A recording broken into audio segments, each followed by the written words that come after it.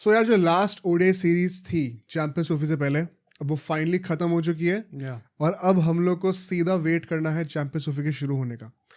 साथ ही साथ क्योंकि अब हमारे जो सारे पॉसिबल मैचेस थे वो खत्म हो चुके हैं, तो अब हमें पता है कि हमें किन चीज़ों पे बातें करनी है, किन पे डिबेट करना है, क्या चीज़ें सही लग रही हैं, क्या गलत लग रही हैं। अब चैंपियंस ट्रॉफी की फाइनल स्क्वाड तो आ चुकी है, बुमराह बाहर हो गए, काफ़ी कुछ चेंजेस हुए हैं थोड़े बहुत।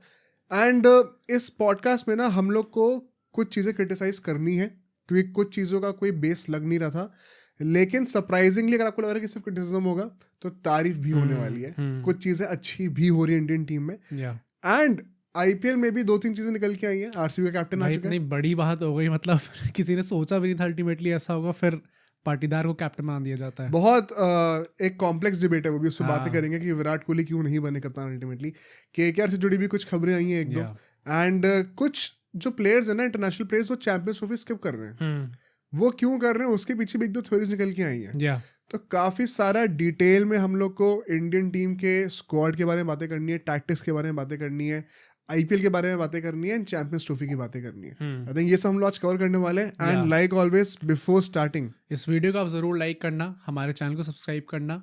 हमने मेंबरशिप्स लॉन्च कर दिया, आप उनको जाके चेकआउट कर सकते हो। और हमारा जो फ्री टेलीग्राम ग्रुप चैट है जहाँ पे हमारे सारे सब्सक्राइबर्स आपस में मिलकर बातें करते हैं, उसको हम लोग कमेंट से पिन कर देंगे, वहाँ जाइए और उसको भी ज्वाइन करिए। अब आराम से बैठिए, एंजॉय करिए इस चैंपियंस ट्रॉफी कम आईपीएल स्पेशल को।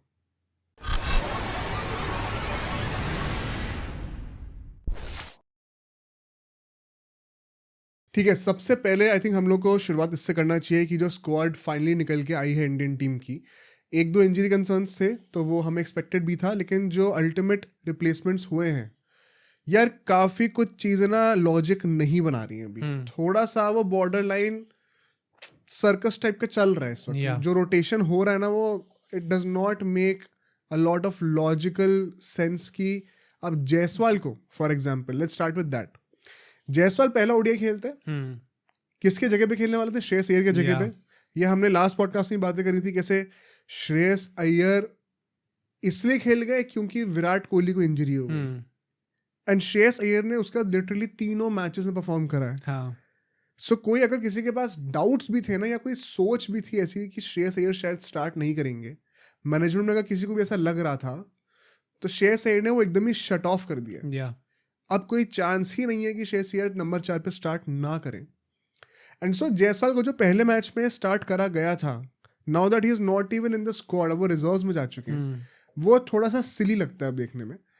गौतम गंभीर ने एक प्रेस कॉन्फ्रेंस दी इसके रिगार्डिंग, उन्होंने क्या बोला जरा उसको डिस्कस करते हैं, ताकि उससे ना हम लोग फिर एकदम एग्जैक्टली सोच सकते हैं कि इंडियन टीम सोच कर रही है। गौतम गंभीर ये कहते हैं कि यार देखो, जायसवाल बहुत अच्छे फॉर्म में थे एंड वी वांटेड टू सी कि वो क्या टेबल पे लेकर आते हैं। एंड वो खुद ही कह रहे हैं कि ऑफ कोर्स इसका मतलब ये नहीं कि मैं सिर्फ एक मैच से जज कर सकता हूँ। अगर उन्होंने एक मैच में रन नहीं मारे तो उसका मतलब ये नहीं कि वो बुरे खिलाड़ी हो जाते हैं, but it is always good to have options. And एक अगर टॉप ऑर्डर में हमें एक ऐसा इनफॉर्म बैटर दिख रहा था, अगर उसको चांस नहीं दिया जाता तो थोड़ा अनफेयर होता ही है। कहते हैं कि श्रेयस अय्यर ऐसा कभी भी नहीं था कि स्कीम ऑफ द थिंग्स में नहीं थे, वो हमेशा से होने वाले थे, but it is just that first match में हमें लग रहा था कि ये एक रिप्लेसमेंट अच्छा है। इसको जरा डिटेल में डिस्कस करते हैं क्योंकि हमें जो पता चला है वो श्रेयस अय्यर ने खुद बोला है। ये किसी सेकंड हैंड सोर्स से नहीं है, श्रेयस अय्यर के मुंह से ही बातें निकली जो निकली है। क्या एक मैच खिलाकर यशस्वी जायसवाल को स्क्वाड से निकाल देने का कोई सेंस था? भाई मुझे तो ऐसा लगता है कि इनका प्लान एक्चुअली में वही था जो कि श्रेयस अय्यर ने बताया था। मतलब गौतम गंभीर अब जितना भी जस्टिफिकेशन दे दें उसके पीछे का, या फिर कह दे श्रेयस अय्यर हमारे प्लान में हमेशा से थे, आई डोंट थिंक वैसा था।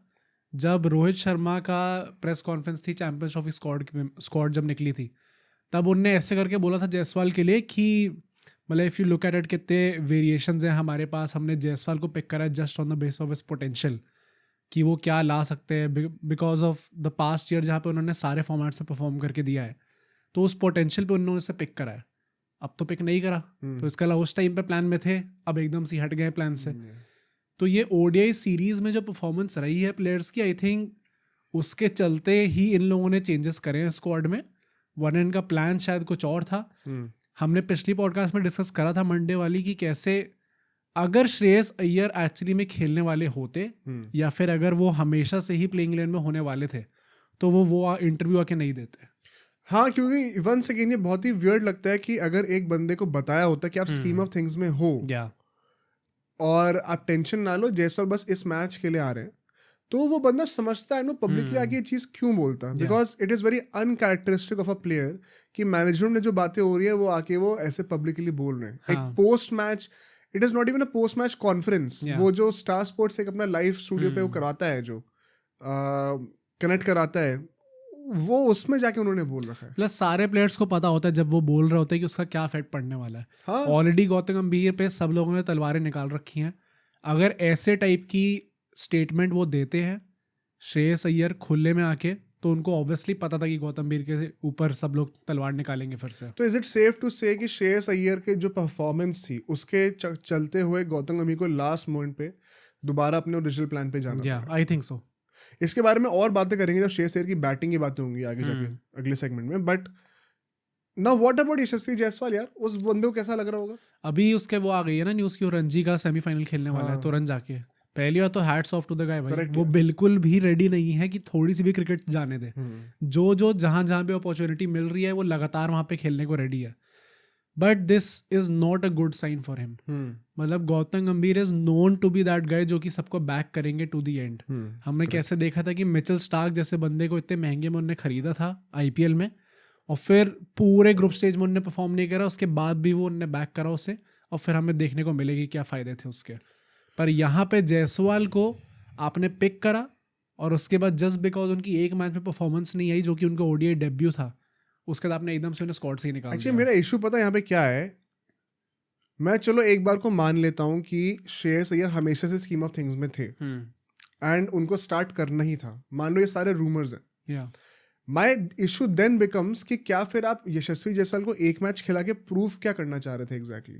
क्योंकि the same logic can be applied to the KL Rahul Rishabh Pant situation. या वहां पे तो अपने पंत को एक भी मैच के लिए ट्राई नहीं करा बिकॉज यू नो कि मुझे केएल को ही खिलाना है. तो यहाँ पर भी अगर इफ यू नो कि श्रेयस को ही खिलाना था, तो what was the point of testing Jaiswal at the cost of Shreyas Iyer? ऐसा भी नहीं कि दोनों सेम पोजीशन के लिए लड़ रहे हैं, बहुत अलग पोजीशंस पे खेलने वाले. एक नंबर 4 एक ओपनर है. That's a good point. मतलब अगर आपको अपनी बेंच स्ट्रेंथ इतना ज़्यादा था कि हम एक बार यूज़ करके देख लेते हैं क्योंकि कभी भी मौका आ सकता है उनका चैंपियंस ट्रॉफी में, तो फिर आप ऋषभ पंत को भी ट्राई करा लेते हैं. बल्कि उनका फॉर्म तो और ज़्यादा डगमगाया हुआ है केएल राहुल का, तो देयर आर जेन्युइन चांसेस कि आपको ऋषभ पंत खेलते हुए दिख सकते थे. तो यही मेरा इशू है इस पूरे सिचुएशन से कि यशस्वी जायसवाल को एक मैच खिलाना, उसका मतलब सिर्फ ये नहीं था कि वी वांट टू टेस्ट की क्या है. There were genuine intentions, it seems so at least, कि अगर बाय चांस वो क्लिक कर जाते हैं तो एक जेन्युइन कंटेंडर हो सकते हैं. एंड प्रॉब्लम पता है क्या है? अगर आप वो चीज़ कंसिडर कर भी रहे हो तो वो उसका एक बहुत बड़ा रोल मुझे लगता है सिर्फ फॉर्म का नहीं है, वो है लेफ्ट हैंडर को भी लाने का. क्योंकि आगे जो उन्होंने कमेंट्स करे अबाउट अक्षर पटेल, वो भी हम डिस्कस करेंगे, बट उससे बहुत क्लियर हो जाता है कि गौतम गंभीर ओन अप कर रहे हैं इस चीज को कि यार मैं ऐसे ही चाहता हूँ खेलना और मुझे कोई गलत नहीं लगता है इसमें. उन्होंने कहा कि क्यों आप चाहोगे कि आपके टॉप 5 सारे के सारे राइट हैंडर्स हो, बड़ा क्लियरली कहा उन्होंने. बस मतलब वैसे टाइप की स्टेटमेंट की that is how cricket is played, वैसे टाइप की उन्होंने स्टेटमेंट दिया है. तो he is very clear in his philosophy कि उन्होंने क्या चीज़ इंप्लीमेंट करनी है. अब कुछ प्लेयर्स उसके हिसाब से बैठ रहे हैं, कुछ प्लेयर्स नहीं बैठ रहे हैं. येस, हियर एंड देयर आपको थोड़ी बहुत मतलब अनरीजनेबल चीज़ें देखने को मिलेंगी. जैसे श्रेयस अय्यर को आप बाहर निकालने वाले थे, वो बहुत अनरीजनेबल होता, but may be that's what he thinks. इसको अभी और डिटेल में ब्रेक डाउन करना है हम लोग को आगे जाके. But nonetheless just for the pursuit of a left hander आप बेसिकली क्या करते हैं? एक इनफॉर्म डिजर्विंग प्लेयर को बाहर निकालते हैं टीम से. सेकेंडली आप शुभमन गिल या यशस्वी जायसवाल में से किसी एक का पोजीशन सैक्रिफाइस करते हैं, दोनों में से कोई एक नंबर 3 पे खेलता. And most importantly Virat Kohli, वो क्या नंबर 4 पे आते फिर. तो आप लास्ट मोमेंट पे एक ओडीआई के बेसिस पे क्या पिछले 2 साल की ओडीआई टीम का पूरा कॉम्पोजिशन चेंज करने वाले थे? ये सवाल उठाने जरूरी है, क्योंकि ऑफ कोर्स अब तो नहीं होगा ये सब, क्योंकि श्रेयस अय्यर ने थैंकफुली परफॉर्म कर दिया.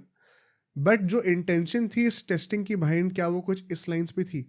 क्योंकि अगर बात सिर्फ टेस्ट करने की थी कि वो खेलने लायक है कि नहीं, तो स्क्वाड में तो वो अभी भी रह सकते हैं. सिर्फ एक मैच का फेलियर यशस्वी जायसवाल के करियर को डिफाइन थोड़ी करेगा. प्लस पर हम लोग कैसे डिस्कस करते हैं, कई बार एक बैकअप ओपनर होना जरूरी भी है टीम के अंदर.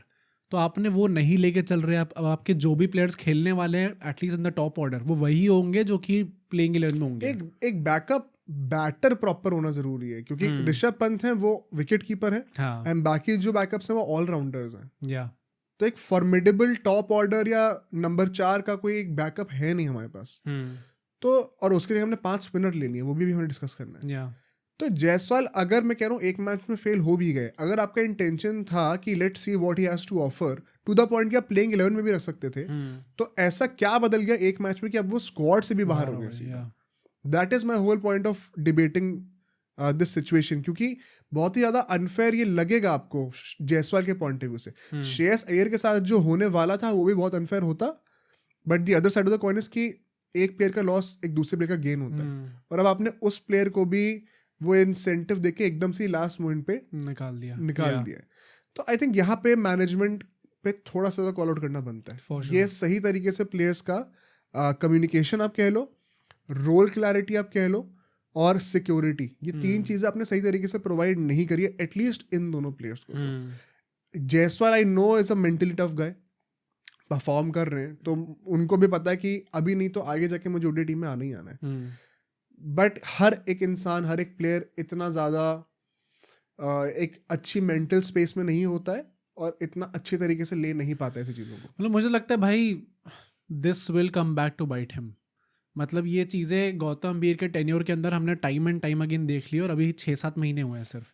वेदर इट बी वो अश्विन वाली जो चीज़ हुई थी, जडेजा गुस्सा हो गए थे, रोहित शर्मा गुस्सा हो गए, श्रेयस अय्यर गुस्सा हो गए, अब एक यंगस्टर जायसवाल को आपने एंड मोमेंट पे निकाल दिया। नॉट सिंह वो गुस्सा है क्योंकि is not in that position right now. Correct.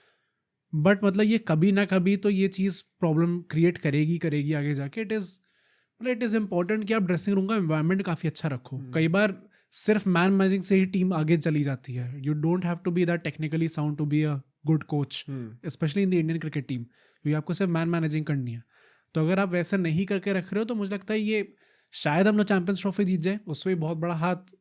मतलब आई थिंक अब वो एकदम मुश्किल बचा भी नहीं है चैंपियंस ट्रॉफी जीतना, वेरी ऑनेस्टली। नहीं, and that is my whole point. मुझे नहीं लगता कि these things will come back to bite Gautam Gambhir right now. बहुत बड़ी डिबेट है।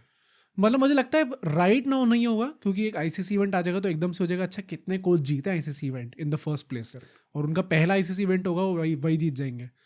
मतलब WTC होने वाला था वैसे तो, बट हाँ राइट। बट मतलब अगर आप चैंपियंस ट्रॉफी जीत जाते हो तो फिर वो एकदम से ही सब हंकी डोरी हो जाता है, सब बहुत अच्छा लगता है। ये जो चीजें हमने मेंशन करी है सब हो जाएगा कि भाई क्या एक्स फैक्टर था। यही डुअलिटी है, पता है अभी हाँ। कॉन्वर्सेशन के, अभी हम लोग गौतम गंभीर को क्रिटिसाइज कर रहे हैं, अगले सेगमेंट में तारीफ भी करनी है। मतलब बट मुझे ये लगता है कि ये जो आईसीसी इवेंट अगर हम जीत भी जाएंगे तो ये वो ट्रू पिक्चर नहीं होगी। मतलब वो यार I think if you are winning a trophy nobody cares about the true picture, you just win the trophy. नहीं अच्छा है, और इसका वही डुअल साइड ये भी है कि अगर नहीं जीतेंगे तो फिर हम ही लोग गाली भी दे रहे हैं उस चीज को। ऐसे भी नहीं जीत पाए कि जब बाकी टीम्स इतना डाउन हो रखी हैं, या। तो वो जब अच्छाई होगी तो बुराई का भी प्रिपरेशन है ही। तो आई थिंक वो तो हम लोग we can not take that away from Gautam Gambhir. But similarly जैसे अभी क्योंकि इस सेगमेंट में हम लोग को कुछ जो चीज़ें समझ नहीं है वो उनको क्वेश्चन करना है। जो नेक्स्ट पॉइंट हमारा होने वाला था, अभी हमने जायसवाल और श्रेयस अय्यर का पूरा पॉइंट डिस्कस कर लिया। वरुण चक्रवर्ती टीम में फाइनली आ जाते हैं, हाँ। क्योंकि बुमराह बाहर जा रहे हैं। सो बेसिकली एक पेसर बाहर जा रहा है और आप उसके जगह पे वरुण चक्रवर्ती को ला रहे हो। मतलब बेसिकली आप कहा जाता है वरुण चक्रवर्ती कहने को जायसवाल के जगह पे हैं एंड हर्षित राणा बुमराह के जगह पे हैं। Take it as you like it. अगर पूरी स्क्वाड में सिर्फ 3 फ्रंटलाइन पेसर्स हैं, उसमें से मोहम्मद शमी इंजर्ड है, रहकर आए हैं, and Harshit Rana and Arshdeep ने मिलाकर मेरे ख्याल से अब 11 ODIs खेले, 11, 12, 15 खेलोगे ज़्यादा से ज़्यादा। तो क्या ये पेस लाइनअप देखो, हम लोग सबको क्रिटिसाइज कर रहे हैं कि ऑस्ट्रेलिया का सबने पुल आउट कर लिया है, इंग्लैंड क्या मन से खेल भी रही है, क्या इंडिया की भी बॉलिंग लाइनअप बहुत इनएक्सपीरियंस नहीं है? I know batting is making us look very good right now, उसकी भी तारीफ अभी होगी आगे जाके, लेकिन बॉलिंग में डेफिनेटली पोटेंशियल बहुत है। But right now as things stand, या तो लैक ऑफ मैच प्रैक्टिस है या lack of experience in the first place दिखने वाला है। प्लस वो रोल भी एग्जैक्टली डिफाइंड नहीं है। मतलब अगर अर्शदीप से चलो आप ओपन करा सकते हो बॉलिंग से, बट उसके साथ कौन करने वाला है? My problem is Arshdeep now is a sure shot starter, क्योंकि अब कोई क्वेश्चन भी नहीं होना चाहिए। माय प्रॉब्लम इज कि फिर उनको पहले ODIs क्यों नहीं खिलाएगा? क्योंकि मैं बताता हूँ, Mohammed Shami with the new ball, new wide ball, वो नहीं चाहते वो वन चेंज करते हैं यूजुअली। वर्ल्ड कप फाइनल में भी हमने देखा था ये। Harshit Rana, now very interesting case, Harshit Rana की मैं और आगे बातें करनी है, बट हर्षित राणा सिलेक्ट नहीं हुए, सॉरी सिराज सिलेक्ट नहीं हुए, हर्षित राणा उनकी जगह पे सिलेक्ट हुए हैं।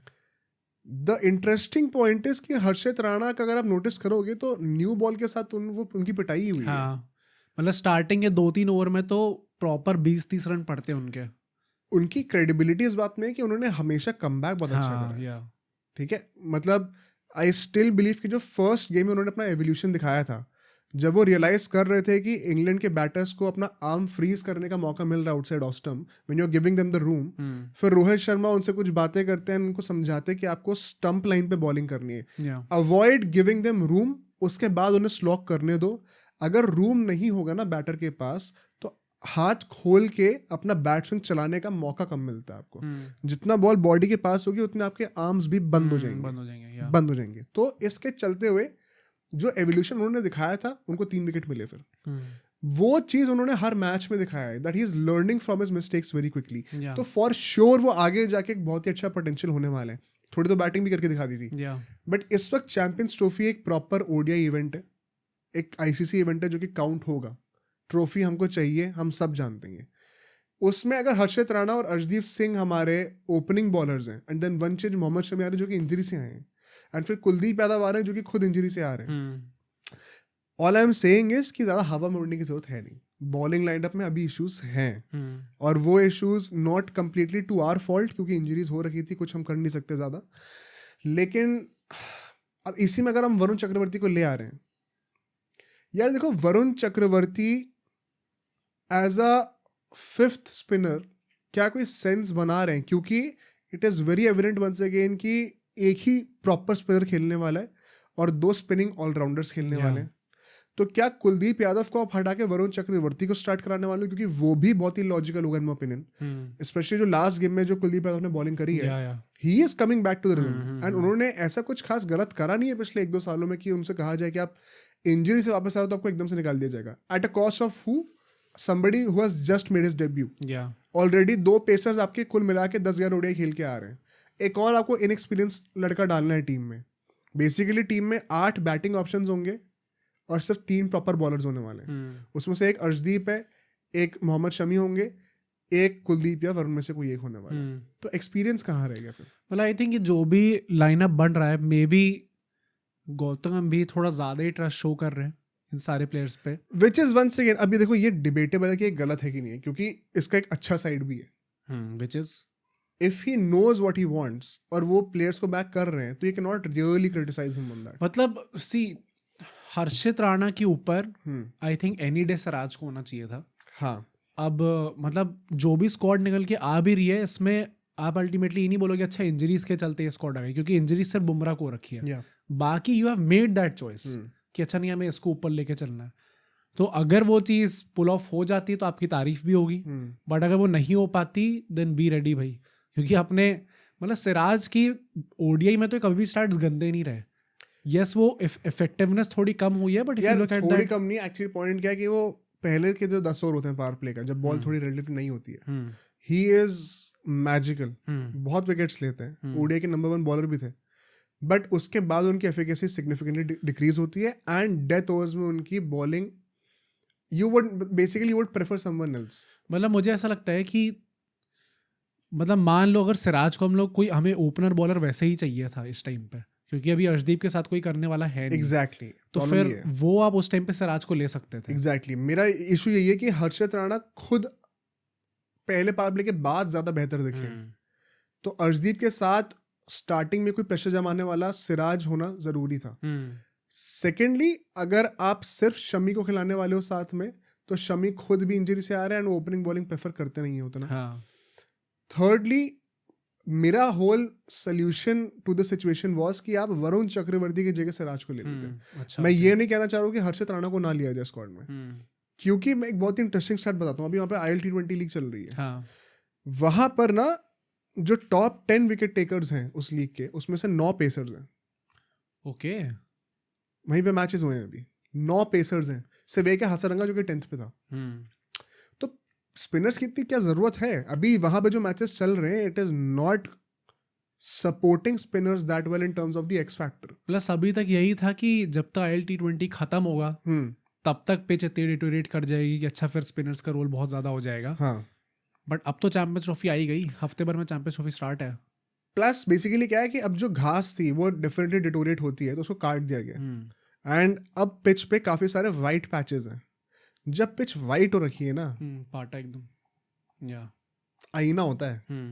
ये मैंने बहुत पहले बोला था ना, एग्जैजरेटेड बेसिक एक अंडरस्टैंडिंग के लिए, इसको लिटरली मत लेना. बट फॉर एग्जांपल अगर पिच का टिंज ग्रीन हो रहा है बहुत ज्यादा, तो डेफिनेटली घास है, पेसर्स को हेल्प करेगी. बहुत ज्यादा ब्राउन हो रहा है, जितना डार्क होता है ब्राउन उतना ज्यादा स्पिनर्स को हेल्प करेगा.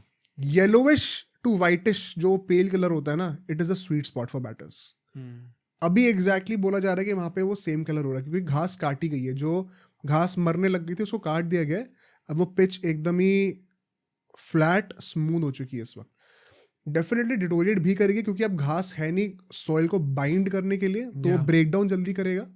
तो एज अ टूर्नामेंट प्रोग्रेसेस हमें मिलता रहेगा, बट टूटती रहेगी पिच. लेकिन दुबई में मैचेस हो ही कितने रहे, सब तो पाकिस्तान में खेलने जा रहे हैं. तो ये बहुत बड़ा एक क्वेश्चनेबल चीज़ है. अश्विन ने भी इनफैक्ट मैं उनकी वीडियो देखा, उन्होंने कहा कि मुझे समझ में नहीं आ रहा कि 5 स्पिनर्स आप क्यों लेके जा रहे हो. गौतम गंभीर की मानी जाए तो वो कह रहे हैं कि एक एक्स फैक्टर है वरुण चक्रवर्ती, एंड बहुत ही अच्छे फॉर्म में, just like Jaiswal, and you don't want to miss out on that.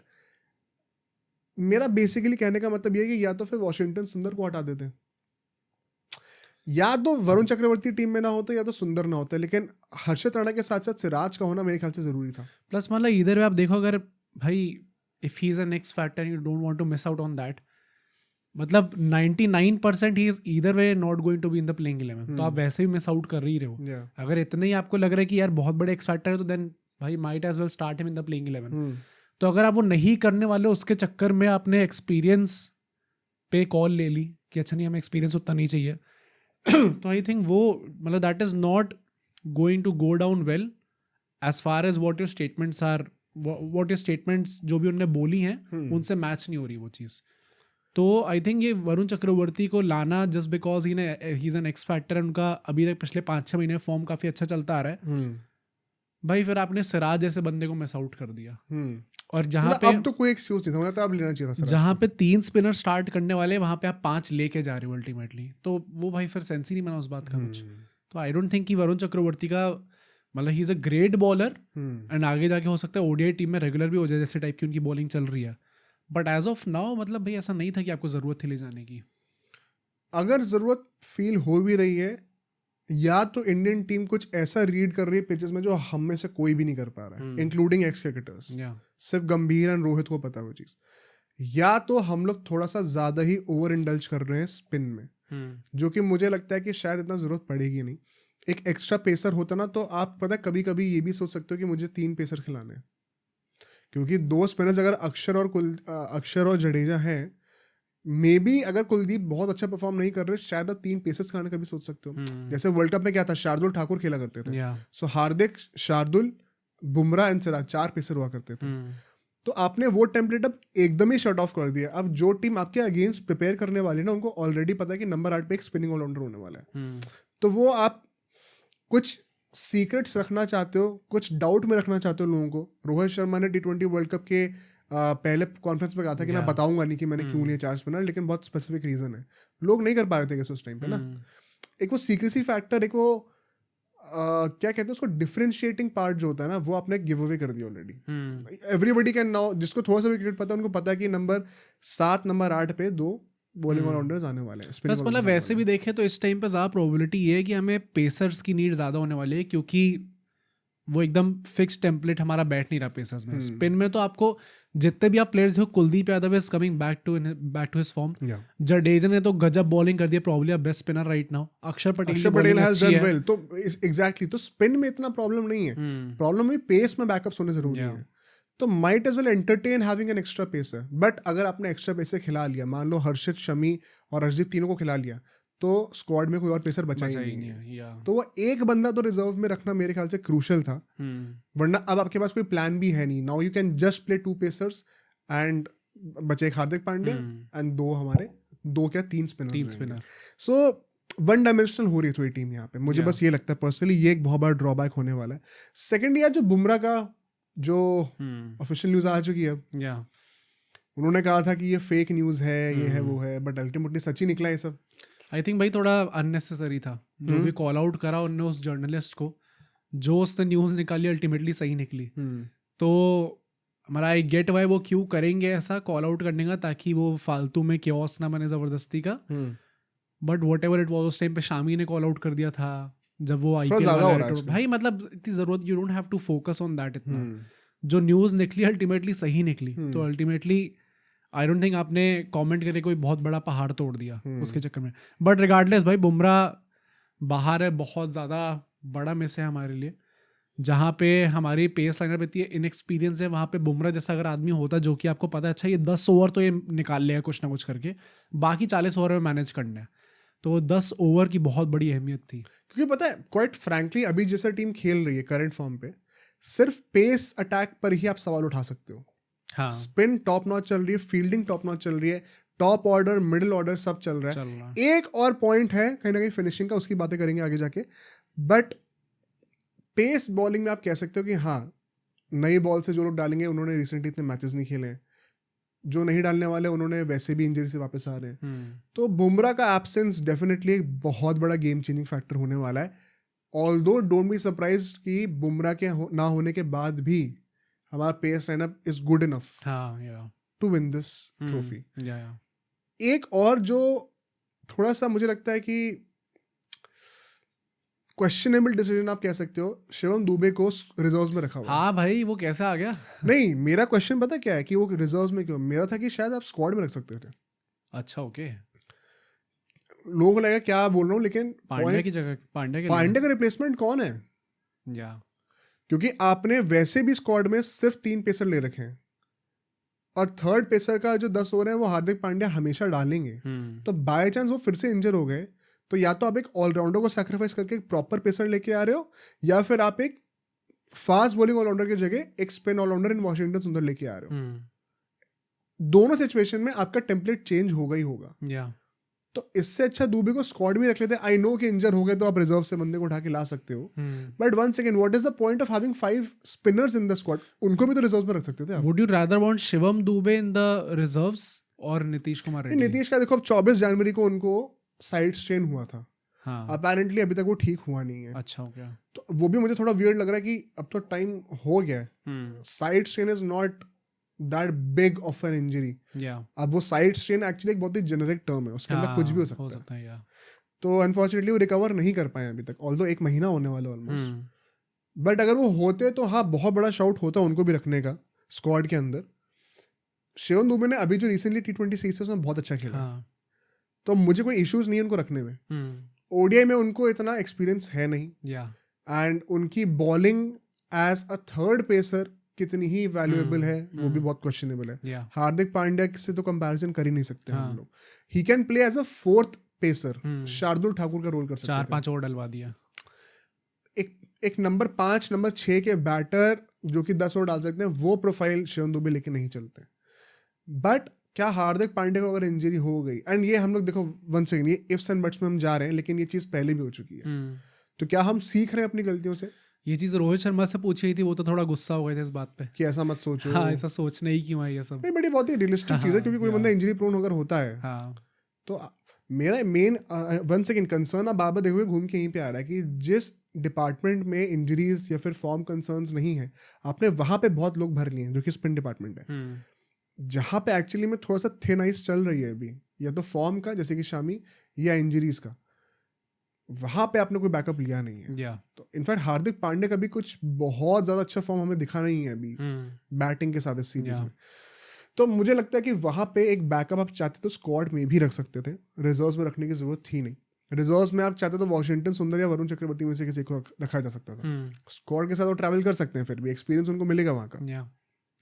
So I think ये कुछ चीजें थी जो कि मुझे समझ में नहीं आई स्क्वाड के सिलेक्शन में। और तुम्हें कुछ लग रहा है कुछ ऐसा कुछ? मतलब आई थिंक मेन तो यही सब था जो भी अल्टीमेटली इन लोगों ने स्क्वाड निकाली है। Now we can only hope कि जाके अच्छा परफॉर्म करती है, एंड जो भी चीज़ें हैं वो क्लिक कर जाती है हमारे लिए, जो कि मुझे लगता है अल्टीमेटली कर जाएंगी, गिवन हमारे लिए थोड़ा इजी हो चुका है टूर्नामेंट जीतना। बट भाई मतलब एक वो मेरे हिसाब से अभी भी यही है, एंड मुझे ऐसा लगता है कि अगर हम लोग जीत भी जाते हैं टूर्नामेंट, तो भी वो sort of it will paper over the cracks. मतलब कभी ना कभी जाके ये टूटने वाली है चीज़। नहीं, paper over the cracks in what sense? भाई मतलब एक वो होता है ना कि चलो आपका एक रिजल्ट निकल जाता है कई बार, तो आपको लगने लग जाता है कि अच्छा फिर ये सही चीज़ ही है। इसमें बेटर क्या कर सकते थे अभी? सिराज को वापस आना, हम्म। एंड मतलब जो वो पूरा कियोस बना था अल्टीमेटली स्क्वाड में, चलो जायसवाल नहीं आए, बट वो पूरा जो कियोस बना था कि आपने उसको ले लिया फिर आपने उसको निकाल दिया, I think that can be manage नहीं तो बेटर। ये पेपरिंग होता है, मतलब क्रैक्स इसमें एग्जैक्टली है क्या? देखो भाई हमारे man pass managing is a big नहीं मतलब problem. मेरा कहने का ये है कि अब अगला ओडीआई इवेंट तो 27 में हो रहा है, 2 साल बाद हो रहा है, तो हमारे पास रिसोर्सेस की तो कमी कोई है नहीं, ये प्लेयर्स वापस टीम में आ सकते हैं, तो टीम के एबिलिटी में कोई क्रैक थोड़ी है। नहीं, क्या मतलब कह रहे हो कि तुम आगे जाके मतलब अगर 27 सिराज को लेना तो सिराज 27 तक वापस आ जाएगा, हाँ बुमराह वापस आ जाएगा, तो there is not a lack of resources या फिर एबिलिटी इन द टीम, तो वैसे कोई क्रैक्स है नहीं, you are just choosing different options, क्योंकि आप काइंड ऑफ ये भी आर्ग्यू कर सकते हो कि you are in a transition right now, तो you have chosen the riskier option कि मैं तो अब सीधे यंगस्टर्स को ही खिलाऊंगा। I don't agree with it personally, but इससे कुछ ऐसा नहीं हो रहा, आप कुछ भी ऐसी चीज नहीं करने वाले जो कि it can not be undone in 2 years। यार अंडन तो कभी भी ऐसा नहीं होता ना कि आपने कोई गलती कर दी तो आपके सुधारने के मौके होंगे ही होंगे नहीं आगे मतलब जाके। कि you have not completely thrown Siraj या Bumrah out of the equation. Siraj अभी भी रिजर्व्स में है, बुमराह इंजर्ड इसलिए नहीं खेल रहे, Varun Chakravarthy as an addition आ रहे हैं, वो स्टार्ट नहीं करने वाले, लेकिन he will only get stronger, तो एक अच्छा बैकअप आप तैयार कर रहे हो, तो there are also positives to look to. मैं वही कह रहा हूँ, अब हम लोग धीरे धीरे पॉजिटिव्स पे आएंगे। अभी हमने क्रिटिकल पार्ट गंभीर का बोला, नेक्स्ट सेगमेंट पे चलते हैं। जो टैक्टिक्स होने वाले इस टीम के बहुत क्लियरली अब हमें समझ में आने लग गया कि किस अप्रोच के साथ जाने वाली इंडियन टीम और क्या थिंकिंग है उसके पीछे की। ठीक है, सबसे पहले तो अक्षर पटेल का जो रोल होने वाला है, नंबर 5 के सर्टिफाइड वो एक लेफ्ट हैंडेड बैटर बनने वाले, एंड आप काइंड ऑफ देखोगे उनका रोल इवॉल्व भी हो रहा है। वो नंबर 8 पे बैटिंग कर रहे थे कुछ टाइम पहले, 10 ओवर डाल रहे थे, अब वो शिफ्ट होकर थोड़ा सा बैटिंग ऑलराउंडर की तरफ ज्यादा जा रहा है। उन्होंने जो बैटिंग करी है उसका सबसे बड़ा मेरे ख्याल से कैच पॉइंट जो था पर्सनली फॉर मी, वो था कि कितनी ईज के साथ, कितनी एलिगेंस के साथ वो सारे शॉट्स कवर कर रहे थे, रिदम दिख रही थी उनकी बैटिंग में। एक होता है ना कि आप डबल माइंडेड होकर खेल रहे हो कि मुझे कोई शॉट कमिट करना है कि नहीं, there was full commitment behind each ball that he faced. अब उसमें something pays off, something does not pay off, वो एक कॉन्सिक्वेंस है, पर आप अपनी तरफ से फुल सेटल्ड होके, सिंगल माइंडेड होके आप चल रहे हो, आप डबल माइंडेड नहीं हो रहे हो। आई थिंक वो एक अच्छा अप्रोच था, which is why I think he got a lot of success also at number 5, and क्योंकि अब उन्हें सक्सेस मिल गई है तो we can not really question Gautam Gambhir के वो नंबर 5 पे क्यों खिला रहे अक्षर पटेल। मतलब वो हमेशा आपका क्वेश्चन वही होगा, एंड यहाँ पे सिर्फ अक्षर पटेल का आई थिंक वो नहीं है कि ऑब्वियसली जिस फॉर्म में वो दिखे, plus as you said just elegance वो बैटिंग कर रहे हैं, मतलब देख के ऐसा लगा ही नहीं कि ये बंदा नंबर 5 पे बैटिंग नहीं कर सकता, प्लस ऐसा लगा कि यार ये बहुत टाइम से करता आ रहा होगा। हमेशा व्हेन यू इमेजिन कि अच्छा एक नंबर 5 कैसा होना चाहिए ओडीआई में, तो अच्छा केएल राहुल ने भी काफ़ी अच्छा परफॉर्म करके दिया है, वो एलिगेंस है उनके पास, वो इनिंग्स बिल्डिंग वाली उनके पास क्वालिटी है, वो सेम अक्षर पटेल में भी दिखी है। जब उन्हें 50 मारी थी तो देख के लग रहा था कि अच्छा ये अगर हम लोग स्टार्टिंग में 3-4 विकेट जल्दी खो देते हैं तो भी एक आदमी ऐसा है जो कि आराम से इनिंग बिल्ड कर सकता है। तो वो चीज़ काफ़ी अच्छी देखने को मिली, and that is why perhaps Gambhir चाहते हैं कि ऊपर ही बैटिंग करे वो। प्लस इसी के बट मतलब प्रॉब्लम मेरी यही है कि इसी के चलते फिर आप केएल राहुल को नंबर 6 पे कर रहे हो, एंड वो डिबेट आती है कि is it too low for him. क्या ऐसा है, मतलब एक आदमी जो कि वैसे ही आपको पता है कि आप थोड़ी सी भी छेड़छाड़ करते हो तो उनकी परफॉर्मेंस ड्रॉप हो जाती है, तो क्या out of all the people in the squad in the playing 11 क्या आप उनकी ही पोजीशन ऊपर नीचे करने का देखो सोचोगे? अब इसको मैं टैकल करता हूँ इस आर्गुमेंट को, बट उससे पहले एक तो ये भी बहुत क्लियरली गौतम गंभीर ने प्रेस कॉन्फ्रेंस में बोला है कि this is how cricket is played, जो तुम पहले कह रहे थे कि Axar Patel as a left hander मुझे चाहिए बीच में। आप क्यों चाहते हो कि हमारे टॉप 5 बैटर सारे के सारे राइट हैंडेड हो? तो लेफ्ट हैंडर का अगर मुझे एडवांटेज मिल रहा है और एक बंदे में पोटेंशियल है तो मैं क्यों ना उसे प्रमोट करूं। अब देखो अक्षर पटेल अगर खेल रहे नंबर 5 पे एज अ लेफ्ट हैंडर, कई लोगों के दिमाग में क्वेश्चन आएगा कि फिर पंत और केएल राहुल दोनों को टीम में रख लो, वो एक बेहतर बैटिंग ऑप्शन भी है। अब वो क्यों नहीं हो रहा है उसका आंसर भी बहुत क्लियर है कि गौतम गंभीर लेफ्ट हैंडर वाला ऑप्शन चाहते हैं, लेफ्ट राइट कॉम्बिनेशन चाहते हैं, but not at the cost of sacrificing allrounders. तो उन्हें मिनिमम 6 बॉलिंग ऑप्शंस तो चाहिए ही चाहिए, which is good, which is why Rishabh Pant Axar Patel की जगह पे नहीं आएंगे इन एब्सोल्यूट टर्म्स। हाँ, एक नंबर 5 पे प्रॉपर लेफ्ट हैंडेड बैटर एक लेफ्ट हैंडेड ऑलराउंडर से तो बेहतर होगा ही होगा, लेकिन वो टीम का कॉम्पोजिशन में एक बॉलर कम कर देगा। तो अक्षर पटेल इसलिए पहली बात तो ऋषभ पंत के ऊपर चुने गए हैं। हाँ, तो Rishabh Pant and KL Rahul can not play in the same team, ये भी क्लियर हो गया हम लोग को। और अक्षर पटेल, अब वही बात है, ही इज परफॉर्मिंग, तो हम क्वेश्चन नहीं कर सकते, लेकिन अगर ये चीज़ उल्टी पड़ती है तो सवाल जेन्युइनली उठेंगे कि आपने एक अच्छी टीम का कॉम्पोजिशन चेंज क्यों करा लास्ट मोमेंट पे आके। क्योंकि एज यू सेड, जो सेकंड पॉइंट था वो टाई अप होने वाला है इसी से, ये सब मिलकर इनकी बातें करनी है। केएल राहुल का जो हम लोगों ने अभी रोल देखा है यहाँ पे, नंबर 6 पे थे, लास्ट मैच उनको ऊपर बैटिंग कराई गई, बट गौतम गंभीर ने क्लैरिफाई करा कि वो सिर्फ उनको टाइम देने के लिए था। चैंपियंस ट्रॉफी में वो नंबर 6 पर ही बैटिंग करने वाले हैं। लास्ट मैच उन्होंने अच्छी बैटिंग भी करी है, 40 कुछ बनाए थे 29 बॉल्स पे। तो फिनिशर वाला रोल उन्होंने काइंड ऑफ करके दिखाया है हाई स्ट्राइक रेट के साथ। द क्वेश्चन इज कि क्या केएल राहुल के साथ हम ज्यादा टिंकरिंग कर रहे हैं, जो कि बहुत लोग बोल रहे थे। अच्छा, कई लोगों ने ऐसे कमेंट भी करा कि यार व्हाई ऑलवेज केएल राहुल, या अगर बाकियों के साथ नहीं हो रहा, कोहली के साथ नहीं हो रहा, तो फिर केएल राहुल के साथ क्यों हो रहा है। आई थिंक वो कंपैरिजन ही बहुत इनवैलिड है। फर्स्टली तो विराट कोहली से आप कंपेयर ही नहीं कर सकते। ये चीज मैं संजू सैमसन के लिए भी सुनी है कि व्हाई ऑलवेज संजू को कोहली की तरह ट्रीट करो। तो आई थिंक वो कमेंट ही मैं सीरियसली कैसे ले लूँ, मुझे बात लगने लग जाती है। बट क्या केएल राहुल की ही पोजीशन चेंज हुई है? हमारे जो टॉप 4 हैं, रोहित, गिल, कोहली, श्रेयस, इसके बाद जो 7 लोग हैं और टीम में, सबका ऑर्डर चेंज नहीं हुआ है यार। हुआ है तो फिर सिर्फ केएल राहुल के ऊपर ही क्यों बात आती है? अब मतलब गिल कोहली का अब कहाँ चेंज हो रहा है? अब तो उसी पोजीशन पे कह रहा हूं टॉप 4 के बाद। नहीं, टॉप 4 के बाद मतलब सी पांड्या का जैसे चेंज हो गया, he is not performing well right now, but he is not complaining. नहीं, कंप्लेन तो केएल राहुल भी कहाँ कर रहा है? कंप्लेन तो होल नैरेटिव अराउंड इट। मतलब मुझे ऐसा लगता है कि, और प्लस ये बाकी खिलाड़ियों के साथ वो चीज एसोसिएटेड नहीं है क्या कि अच्छा they have not been consistent, या फिर अच्छा आपने इनका चेंज कर दिया तो फिर ये अफेक्ट पड़ जाता है इनकी बैटिंग पे। तो इसमें गलती किसकी है? नहीं है, और मेरा पॉइंट तभी, मेरा ये पॉइंट नहीं था कि मैं अक्षर पटेल की जगह ऋषभ पंत को ले आऊं। मेरा पॉइंट है अगर नंबर 6 पे ही खिलाना है आपको, तो फिर might as well have Rishabh Pant over KL Rahul.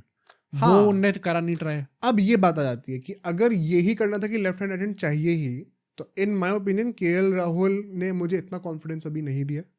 ये मैंने पहली बात बहुत बार बोल रखा है कि he starts of tournaments really well, but जब क्रूशियल मैचेस आते हैं तो उसमें कहीं ना कहीं वो हेजिटेंस मुझे दिखती है, एंड वहाँ पे I would rather have an X factor. मुझे लगता है क्यों गौतम गंभीर वो नहीं कर रहे हैं, क्योंकि नंबर 5 पे अक्षर पटेल का पर्पस ही एक एक्स फैक्टर होना है। वो गेम को आके खोलने का रोल खेलने वाले हैं श्रेयस अय्यर के बाद। सो श्रेयस अय्यर, अक्षर पटेल, ऋषभ पंत, हार्दिक पांड्या, क्या आप सारे ही सेम प्रोफाइल के प्लेयर्स चाहते हो? You need a stabiliser in between. क्योंकि श्रेयस अय्यर का भी गेम प्लान अभी हमें दिख रहा है कि वो आती गेम को खोलने का ट्राई करते हैं। मतलब अक्षर पटेल भी तो एज अ स्टेबलाइजर ही सॉर्ट ऑफ खेल रहे हैं। स्टेबलाइजर खेल रहे हैं, बट हिज पर्पस इज कि अगर कोई भी स्पिनर आता है that is taking the ball away from right handers, अब वो एक लेफ्ट आर्म ऑर्थोडॉक्स हो गया या फिर एक राइट आर्म लेग स्पिनर हो गया, तो आपको विद द टर्न गेम खोलना है जाकर शॉट्स प्ले करके। स्ट्रोक मेकर की तरह अक्षर पटेल आ रहे हैं, उनका प्राइमरी रोल स्ट्रोक मेकर का होने वाला है, it is not of an anchor.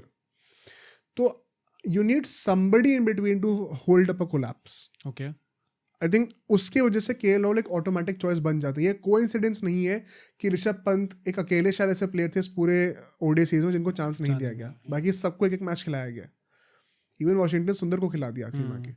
So it is very evident कि ऋषभ पंत चाहे जितना ही प्रॉमिस दिखाते, because he himself is that sort of a player like Shreyas Iyer, जो कि थोड़ा सा एग्रेसिवली खेलेंगे, even if it means you can lose a wicket, वो रिस्की ब्रांड ऑफ क्रिकेट खेलेंगे। आई थिंक उसके चलते हुए ऑटोमेटिकली केएल राहुल एक चॉइस बन गए थे उनके ऊपर, because you need that kind of a profile. The only thing is, thankfully touch wood अभी हमारा टॉप ऑर्डर मिडिल ऑर्डर चल रहा है, जो फिनिशर्स वाले रोल आते हैं नंबर 6, नंबर 7, नंबर 8 के, उनको बैटिंग टाइम अभी इतना मिल नहीं रहा है।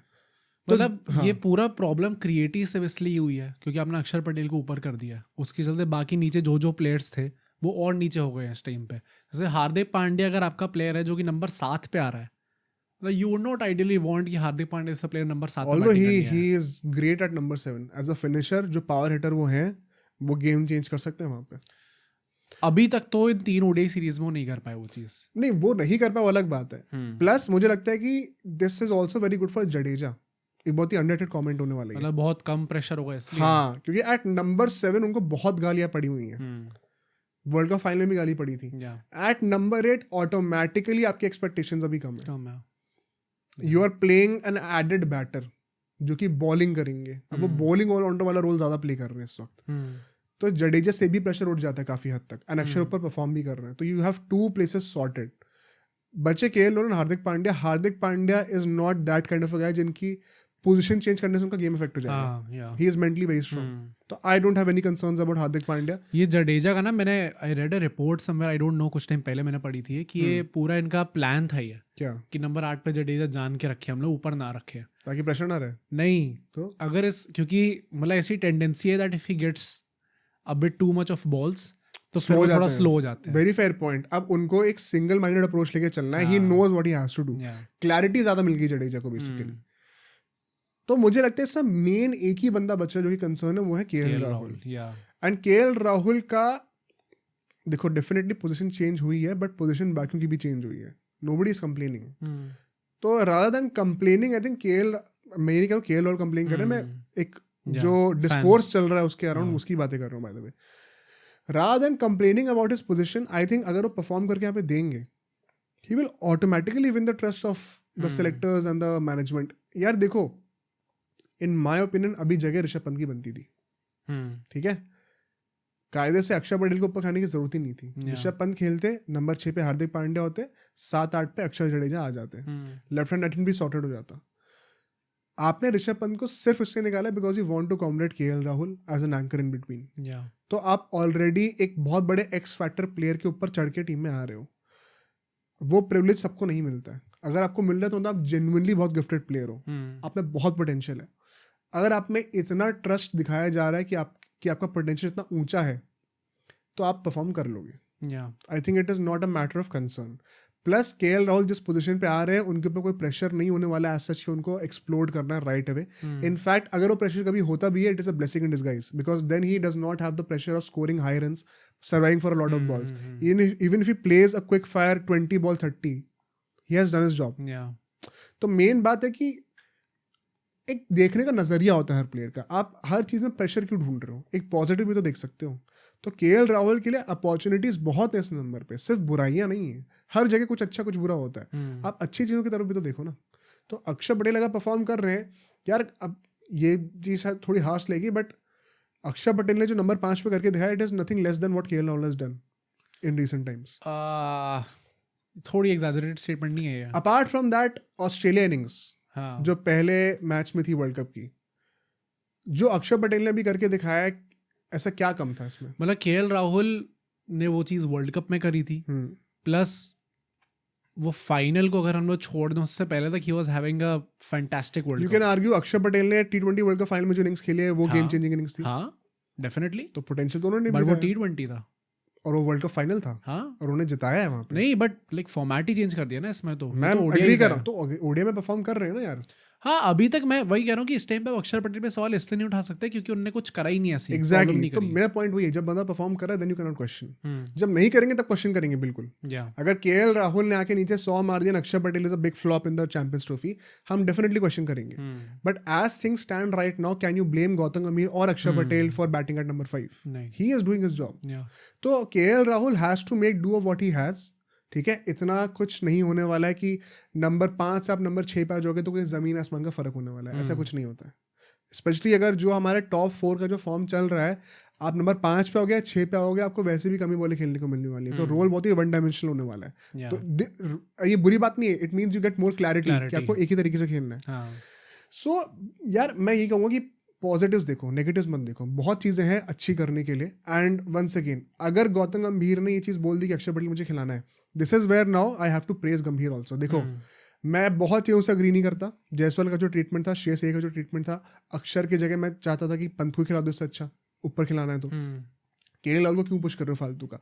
लेकिन what you have to give to Gautam Gambhir is, वो साफ साफ आके बोल रहे हैं भाई ठीक है, शायद ये चीज़ अनऑर्थोडॉक्स होगी, आपको शायद पसंद नहीं आ रही होगी, लेकिन मैं क्रिकेट ऐसे ही खेलता हूँ और मेरे हिसाब से एकदम सही है। आई थिंक जब ऐसी स्टेटमेंट आ जाती है ना, तो आप क्रिटिसाइज करना डिफिकल्ट हो जाता है। मतलब फिर यू कैन ओनली क्रिटिसाइज जब रिजल्ट आ जाएगा। हाँ राइट, मतलब अगर वो उस स्कूल ऑफ थॉट से ही आ रहे हैं, क्योंकि अभी तक ऐसा था कि यार बहुत क्योस लग रहा है इंडियन टीम में, कभी कोई आ रहा है, कभी कोई आ रहा है, अब कोई बाहर हो जा रहा है, कोई और बाहर हो जा रहा है।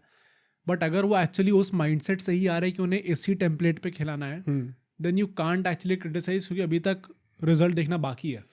मतलब मेन बात ये है कि अगर एक बंदे ने ओन अप कर लिया ना इन चीज़ों को हाँ या कि हाँ ठीक है शायद आपको गलत लग रहा होगा लेकिन मैं तो ऐसे ही जाने वाला हूँ, फिर आप क्या क्रिटिसाइज करोगे? फिर आप बोलोगे हाँ। ठीक है भाई, फिर आप करो, फिर हम देखते हैं रिजल्ट क्या आता है, but hmm you have to wait till the result. What I liked about Gautam Gambhir is कि उन्होंने ओन अप करा हर चीज़ को कि हाँ मैं मेरे फिलोसफी ये है और मैं ऐसे ही जाने वाला हूँ, and we are seeing that consistency in his games also. ये अनऑर्थोडॉक्स चीज़ें उन्होंने कराई हैं लेकिन वो थ्रू आउट कराया है। या अक्षर पटेल और वॉशिंगटन सुंदर को एज अ लेफ्ट हैंडर बीच में खिलाने का कॉन्सेप्ट श्रीलंका वाली सीरीज से चल रहा था। हम लोग को लग रहा था कि एक्सपेरिमेंटेशन चल रहा है, या बट एक्चुअली में प्लान तभी से चल रहा होगा कि मुझे लेफ्ट हैंडर चाहिए बीच में। तो this has been long coming, 4-5 महीनों से ये बात चलते आ रही है बैकग्राउंड पे। या अब ये चीज़ गौतम गंभीर ने पब्लिकली आके बोल दी कि हाँ मेरा ये प्लान होने वाला है। तो you always trust a man who knows what he wants. या अगर गौतम गंभीर कहते हैं कि हाँ हम ये भी ट्राई करेंगे, हम ऑप्शन खुला रखना चाह रहे हैं, जो कि उन्होंने जायसवाल के साथ करा, वो चीज़ मुझे पसंद नहीं है। बट यहाँ पे इफ ही इज क्लियरली स्टेटिंग मुझे पता मुझे क्या चाहिए और मैं तो ऐसे ही जाने वाला हूँ, या तो he is a man with क्या अ ही पर्पस, बोलोगे आप, फिर आप कुछ हाँ। नहीं कह सकते ऐसा। आई थिंक मुझे वहाँ पे भी प्रॉब्लम नहीं है सच। ये अब if it does not pull off तो क्वेश्चंस आएंगे। सिमिलरली अगर हम लोग कुलदीप यादव की बातें करें, कुलदीप यादव भी आई थिंक अब tactically speaking he is sure shot a starter in the team and the only spinner. Number 8 पे जडेजा नहीं हटने वाले, अक्षर पटेल तो एक बैटिंग ऑलराउंडर ही हो गए, तो दिस मीन्स कि वरुण चक्रवर्ती ऑटोमेटिकली एक बेंच पे ऑप्शन बन जाते हैं। या ये कहना सेफ है? आई थिंक वरुण चक्रवर्ती का स्टार्ट करना डिफिकल्ट है, that is why I question Gautam गंभीर बिफोर एज वेल कि अगर आप कह रहे हो कि एक्स फैक्टर है, you don't want to miss out on him, you are either way going to miss out on him, मतलब वैसे भी स्टार्ट नहीं करने वाली टीम में, तो that is why in the first place उनकी क्वेश्चन प्लेस पे ही इतना ज़्यादा क्वेश्चन था। बट हाँ, कुलदीप यादव ने जैसा परफॉर्म कर दिया है अब, specially in the last match जहाँ पे एकदम से लग रहा है कि अच्छा ये वापस अपने वर्ल्ड कप वाले फॉर्म में आ रहे हैं, वापस इंजरी से रिकवर हो चुके हैं, आई थिंक राइटफुली सो, उनने कुछ गलत करा ही नहीं था अभी तक जिसके चलते आप उन्हें बाहर निकालते। He is starting. स्पिनर्स पे आई थिंक दैट डिबेट है भी नहीं। हाँ, I द think बेंच दो ही पे था ये, वॉशिंगटन एंड वरुण होने वाले, बाकी 3 स्पिनर्स अक्षर, जडेजा एंड कुलदीप स्टार्ट करने वाले। हाँ। बट पेसर्स पे 1 second, let's come back to that. मुझे लगता है 3 पेसर्स हैं अभी, 2 ही खेलेंगे, तीसरे पेसर हार्दिक होने वाले। अब वो 2 बंदे कौन होने वाले हैं ये बहुत डिबेटेबल है, क्योंकि अर्शदीप ने अभी सिर्फ एक ओडीआई खेला था, तो उनको पहले क्यों नहीं खिलाया गया? शमी खेल रहे हैं लेकिन वो उस रिदम में क्लियरली नहीं लग रहे हैं, फार फ्रॉम इट। हर्षित ने प्रॉमिस दिखाया लेकिन नई बॉल से वो इतने इफेक्टिव है नहीं। तो तीनों के कुछ ना कुछ पॉजिटिव्स हैं, कुछ ना कुछ ड्रॉबैक्स हैं। एक एक करके चलते हैं। आई थिंक अर्शदीप को तो स्टार्ट करना ही पड़ेगा, क्योंकि नई बॉल से शमी और हर्षित से बेहतर ऑप्शन वो है, तो वो ऑटोमेटिक स्टार्टर होते हैं, प्लस एक लेफ्ट हैंडर भी है, तो लेफ्ट हैंडर से बैटिंग में क्यों चाहिए, बॉलिंग में भी अच्छा ऑप्शन होता है। जो सेकंड पेसर होने वाला है, अब उसका प्रॉब्लम है, क्या आप शमी के साथ जाओगे जो कि नई बॉल से इफेक्टिव खुद उतने नहीं होते, प्लस वो अभी उस रिदम में नहीं दिख रहे, या फिर आप एक हर्षित राणा के साथ जाओगे जो कि अभी ज़्यादा तेज बॉलिंग कर सकते हैं, he has shown that potential, plus he is evolving very quickly.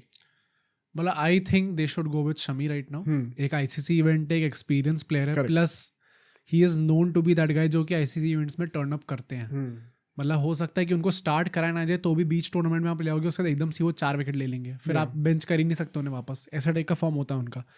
Plus Gautam गंभीर ने जो बोला बुमराह वाली स्टेटमेंट पे इन द प्रेस कॉन्फ्रेंस कि यस हमारे पास बुमराह नहीं है, but when you have a guy like Shami coming back जो कि इतना एक्सपीरियंस है, वर्ल्ड कप्स खेले हुए हैं, तो वो एक एडेड बेनिफिट होता है आपके लिए। तो आई थिंक गंभीर भी यही सोच रहे कि प्रॉब्ली स्टार्ट हम लोग शामी के साथ ही करना चाहते हैं। रोहित के भी जो स्टेटमेंट्स थे ओडीआई सीरीज से पहले, उन्होंने भी कुछ ऐसे ही कहा था कि यार वो बंदा इतने विकेट ले चुका है लास्ट वर्ल्ड कप, हमने देखा नहीं था क्या? तो क्या ही क्वेश्चन करूँ मैं उसको? आई थिंक सही बात भी है, क्वेश्चन नहीं करना चाहिए। यस अभी रिदम नहीं पकड़ा है, इंजरी से वापस आए हैं, but once the tournament gets going I think वो वापस अपने ग्रुप में आ जाएंगे। हाँ आ जाएंगे, और ना भी आए तो इट डज नॉट मीन कि आप राइट अवे उनको बेंच कर दो फॉर अ गाय जिसने अभी सिर्फ 3 ओडीआई खेले। तो आई थिंक मेरे हिसाब से भी ये थोड़ी कंट्रोवर्शियल चॉइस है, पता है? I think it is not that straight forward. Okay, क्योंकि मैं जेन्युइनली बिलीव करता हूँ हर्षित राणा ने जितना प्रॉमिस दिखाया है, लोग टेम्प्ट होंगे उसको स्टार्ट कराने के लिए। प्लस वो थोड़ा सा बैटिंग का भी एडेड एक टेम्पटेशन गौतम गंभीर को तो दिख रही होगी, I am 100% sure. Mohammed Shami का मुझे मेन इशू ये लग रहा है कि उनका जो तुमने कहा कि वर्ल्ड कप्स में ओडीआई इवेंट्स में एफिकेसी बहुत बढ़ जाती है, it is usually as a one change bowler. अब यहाँ पे उनको स्टार्टिंग के अपने स्पेल के एटलीस्ट 3 से 4 ओवर तो वो डालेंगी, तो मतलब 40% of your overs are done in a game. और वो तब आप डाल दो उस स्पेल में जब आप इफेक्टिव नहीं होते हो, तो 40% of your contribution is in a spell जहाँ पे आपका 100% एबिलिटी आती भी नहीं है. मतलब पॉइंट ये है ना कि अगर वो नहीं होंगे तो हर्षित राणा क्या वो 40% जाएगा. बट हर्षद राणा का पॉइंट वही है, he is evolving very quickly. नहीं, ही इज इवॉल्विंग, बट हमने हमेशा ये तो देखा यार, स्टार्टिंग के 3-4 ओवर में तो वो लेजिट 10 रन पर ओवर के उससे पिटते हैं. उसके बाद yes he makes a comeback, but जब बॉल थोड़ी पुरानी हो जाएगी तो फिर तो शामी भी कमबैक कर सकते हैं. प्लस मतलब ही इज नोन फॉर दैट कि वो आगे जाके बढ़िया विकेट भी चटका सकते हैं. हर्षित राणा का yes he is evolving very quickly, and हो सकता है by the time the next world cup come Shami हमें नहीं दिखेंगे, हर्षित राणा दिखेंगे. नहीं, मेरे हिसाब से भी शमी को स्टार्ट करना चाहिए. मैं बस एक डेविल्स एडवोकेट प्ले कर रहा हूँ. सेकेंडली एक ऑप्शन ये भी हो सकता है कि हार्दिक पांड्या से स्टार्टिंग करा दो बॉलिंग की, जो हमने T20s में देखा है. What do you think about this? होना चाहिए मतलब क्या ये मैं हार्दिक कहने को पांड्या नई बॉल से शामी वगैरह से भी बेटर डाल सकते हैं? नहीं, पॉइंट ये है कि आप एक बंदे को ऊपर बॉलिंग करा रहे हो ताकि जो आपका मेन बॉलर है उसका बेस्ट निकल के आ पाए. वो मैं उसके लिए टेम्प्ट होता अगर शामी का मुझे पता होता कि वो इस रिदम में ये वन चेंज पे आके डिफेंस क्रिएट करके देंगे ही देंगे. अभी उनका खुद की कोई गारंटी नहीं है. तो अगर हार्दिक पांड्या ने स्टार्टिंग में आके बॉलिंग डाली एंड गेम खुल गया इनिशियली, तो फिर वन चेंज पे वैसे ही बहुत प्रेशर होगा रन रोकने का, विकेट्स लेने का, तो आप बाद में सोचते हो फिर. तो आई थिंक उसके चलते हुए ये फिलोसफी फेमस आजकल पॉपुलर चल रही है, but because of the T20 format. But I think Hardik Pandya को ओडीआईज में ओपनिंग कराना right now does not make sense, because he is firstly not a wide ball opener. Secondly Shami का खुद का भी क्या गारंटी है अभी. तो अगर स्टार्ट एकदम ही हाथ से निकल गई ना तो फिर वो पूरा टेम्पो सेट हो जाता है दूसरी टीम के लिए. Plus I think the fact कि अभी तक ये चीज़ ट्राई नहीं हुई है बिल्कुल भी, may be Gautam Gambhir is not thinking in that direction. Secondly या तो दूसरे एंड पे बुमराह होते, अब यहाँ पे है भी अर्शदीप जो कि खुद ही इनएक्सपीरियंस्ड है अभी. तो क्या ऑल ऑफ अ सडन आप इतना ज्यादा एक्सपेरिमेंट करना चाहते हो, वो भी बहुत बड़ा क्वेश्चन होगा. I think for those reasons Hardik Pandya को ओपनिंग बॉलिंग कराना, क्योंकि शमी का बेस्ट वन चेंज में निकल के आता है, can do more net harm than net positive to the team, ऐसा मुझे लगता है पर्सनली. तो ये चीज़ शायद हम लोग नहीं कर रहे होंगे. सो इसके साथ साथ हमारी बॉलिंग काइंड ऑफ सॉर्टेड लग रही है अभी, बैटिंग भी काइंड ऑफ सॉर्टेड है. अब उसमें बैटिंग में इश्यूज क्या है और क्या अच्छी चीज़ें वो नेक्स्ट सेगमेंट में डिस्कस करेंगे. बट बिफोर दैट जरा इस सीरीज का रिजल्ट की बातें कर लेते हैं. देखो 3-0 हम जीते, ठीक है. रोहित शर्मा ने अहमदाबाद में मैच जीतने के बाद बोला था कि मैं कुछ ज्यादा पॉइंट आउट कर नहीं सकता कि क्या गलत हुआ है. अच्छा, you are almost perfect, and I totally get कि रोहित शर्मा क्या कहना चाह रहे हैं. क्योंकि क्वाइट फ्रैंकली आपकी बॉलिंग ऑन पॉइंट थी, बैटिंग ऑलमोस्ट सब फॉर्म में आ गए, तो आप किस चीज पे क्रिटिसाइज करोगे. Always there is room for improvement. आपने 50 मारे, आप 100 मार सकते थे. बट इन जनरल टीम बहुत अच्छा क्लिक कर रही है अभी, जैसे कि 2023 वर्ल्ड कप से जस्ट पहले क्लिक करना शुरू हुई थी. मेरा पॉइंट कहने का ये है कि एज फैंस ऑल्सो कि हम लोग को स्टिल ज़्यादा हवा में उड़ना नहीं चाहिए. आई नो टीम तो नहीं उड़ रही है, बट हम लोग के लिए जो एकदम से अब एक चेंज इन नैरेटिव हुआ ना कि अब तो इंडिया फेवरेट्स है, अब तो नहीं जीते तो बेइज्जती है. हाँ, मैं समझ रहा हूँ क्यों बोल रहे हो आप ऐसा, लेकिन यार क्वाइट ऑनेस्टली आपने इंग्लैंड की टीम को देखा एक बार भी? आपने केविन पीटरसन के स्टेटमेंट सुने? नहीं, मैंने नहीं सुना. केविन पीटरसन बता रहे हैं कि इंग्लैंड ने पूरी सीरीज में एक नेट सेशन करा सिर्फ. अच्छा, हाँ, या. और थर्ड ओडीआई से पहले सिर्फ एक बंदा बैटिंग करने आता था, जो रूट. आप क्या कर रहे हो? और फिर आप कंप्लेंट कर रहे हो स्मॉग हो रहा है, ये हो रहा है, वो. अरे हैरी ब्रूक भाई प्रैक्टिस तो कर ले यार. ये इंग्लैंड का पता नहीं क्या चक्कर हुआ है भाई, मतलब इतना लैक ऑफ बेसिकली प्रोफेशनलिज्म कह सकते हो इसमें. प्लस इधर वे ऐसा भी नहीं कि चलो टीम बहुत अच्छा परफॉर्म कर रही हो तो घमंड आ गया हो यार कि अच्छा नहीं हम लोग कर सकते हैं. अभी ओडीआई वर्ल्ड कप में आपकी गंदी पिटाई हुई थी, T20 वर्ल्ड कप ऐसा नहीं था, फाइनल में थे. तो ये जो पूरा घमंड है, ये जो पूरा एकदम कॉन्फिडेंस से आ कहाँ से रहा है? मतलब मेरा मेन पॉइंट ये है कि पाकिस्तान में लोग अपने मैचेस खेलेंगे, सब कॉन्टिनेंट में खेलने वालों को बहुत अलग होने नहीं वाला है. This was your chance to prepare well for the ODI event. मुझे कहीं ना कहीं ऐसी फीलिंग आने लग गई है कि 2019 world cup was a blip in their history.